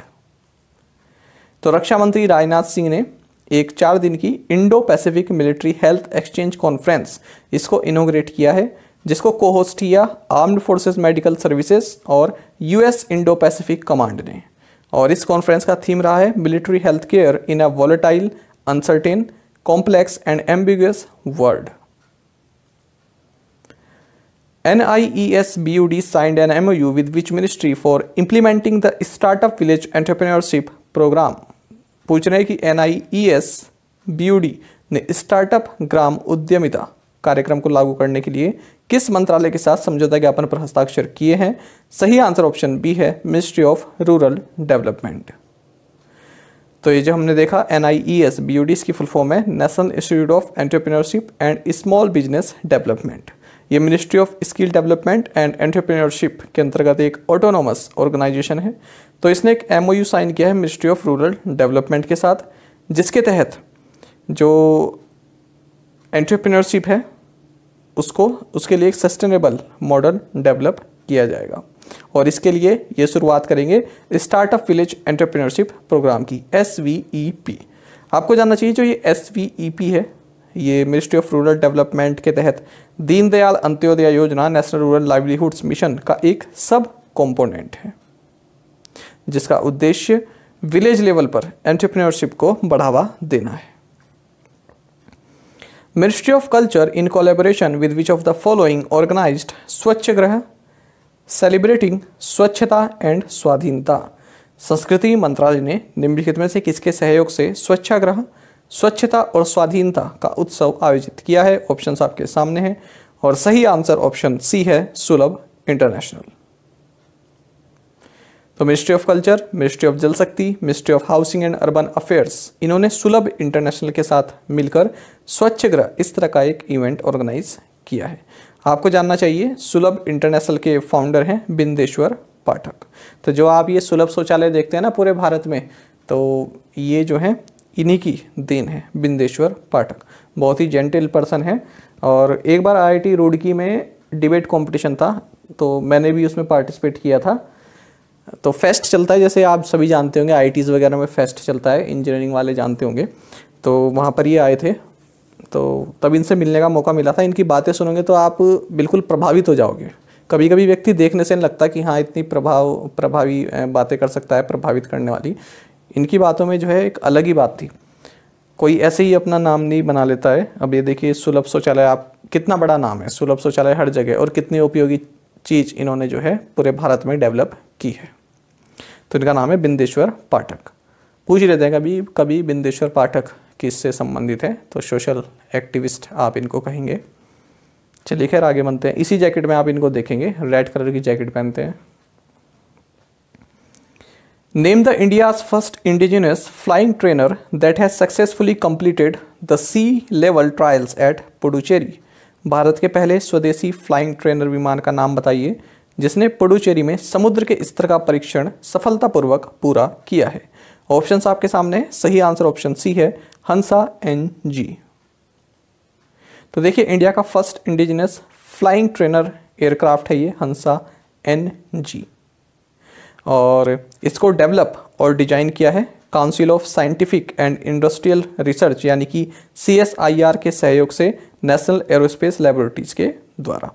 तो इसने अपना सी लेवल ट्रायल पूरा किया है पुडुचेरी में। तो जो पायलट होते हैं तो उनका जो ट्रायल होता है ना, प्रैक्टिस वगैरह होती है, तो उससे संबंधित है ये हंसा NG। लिखा भी है फ्लाइंग ट्रेनर। तो भारत में ही निर्मित है ये पूरी तरह से, तो इसका ट्रायल किया गया है। जो कमर्शियल जो लाइसेंस प्रोवाइड कराए जाते हैं ना, तो उसके लिए मतलब उसमें जैसे टेस्टिंग वगैरह होती है ना, कितना स्किल है, कैसा स्किल है, वो सब के लिए। Who is the author of the book titled the blue book a writers journal. The blue book a writers journal नामक पुस्तक के लेखक कौन है? सही आंसर ऑप्शन डी है। तो अमिताभ कुमार ने ये बुक लिखी है, the blue book a writers journal. Which state has become top performer in terms of per capita net state domestic product at current prices? पूछ रहे हैं कि करंट कीमतों पर यानी कि करंट प्राइजेस पर प्रति व्यक्ति शुद्ध राज्य घरेलू उत्पाद के मामले में कौन सा राज्य शीर्ष प्रदर्शनकर्ता बन गया है? ऑप्शंस आपके सामने हैं। सही आंसर ऑप्शन बी रहेगा, तेलंगाना। तो देखिए महाराष्ट्र, कर्नाटक, तमिलनाडु को पीछे छोड़ते हुए तेलंगाना टॉप परफॉर्मिंग स्टेट बन गया है कंट्री में। किस मामले में? Growth rate of per capita net state domestic product at current prices के टर्म्स में। और ये डेटा बताया है ministry of statistics and programme implementation ने। बाकी आप जानते हैं तेलंगाना की बात करें तो गवर्नर तमिलसाई सौंदरराजन हैं, कैपिटल हैदराबाद है और चीफ मिनिस्टर है के चंद्रशेखर राव। अगर हम तेलंगाना से संबंधित फरवरी में पढ़े गए इंपॉर्टेंट करंट अफेयर्स की बात करें तो आपको जानना चाहिए एशिया का लार्जेस्ट ट्राइबल फेस्टिवल मेदाराम जातरा, ये भी तेलंगाना में जो है सेलिब्रेट किया जाता है। और तेलंगाना गवर्नमेंट ने और ब्रिटिश काउंसिल ने इन्होंने रिसर्च एंड इनोवेशन के लिए अपनी पार्टनरशिप को फिर से रिन्यू किया है। साथ ही आपको जानना चाहिए हैदराबाद में 11वीं सेंचुरी भक्ति संत रामानुजाचार्य के सम्मान में प्रधानमंत्री नरेंद्र मोदी ने हैदराबाद में 216 feet tall statue of equality इसको इनोग्रेट किया है। तो ये सभी हमने एमसीक्यू फॉर्मेट में भी पढ़े थे, तीनों ही क्वेश्चन यहाँ पर आपके रिवीजन पर्पस के लिए बताए गए हैं। Pobitora National Park is located in which state? CK Naidu Trophy is set to begin on March 22. Which sport this trophy is related to? Deepak Dhar has been selected for the Boltzmann Medal. In which field is this medal awarded? तो ये जो Boltzmann medal है ये किस field में दिया जाता है? मैथमेटिक्स में या फिर साइंस में या फिर आर्ट्स में, किस चीज़ में? National Institute of ocean technology Chennai and which IIT jointly organized the Oceans 2022 conference? The Indian Air Force has decided to postpone its firework demonstration exercise Vayu Shakti scheduled in the Pokhran ranges due to the ongoing Russia-Ukraine conflict. तो देखिए Russia Ukraine conflict के कारण Indian air force ने अपनी exercise वायु शक्ति जो कि पोखरण रेंज में होने वाली थी इसको पोस्टपोन कर दिया है। In which state Pokhran is situated? Pokhran किस राज्य में सिचुएटेड है ये आपको बताना है। तो पांचों क्वेश्चन के आंसर आप हमें कमेंट बॉक्स में जरूर दीजिएगा।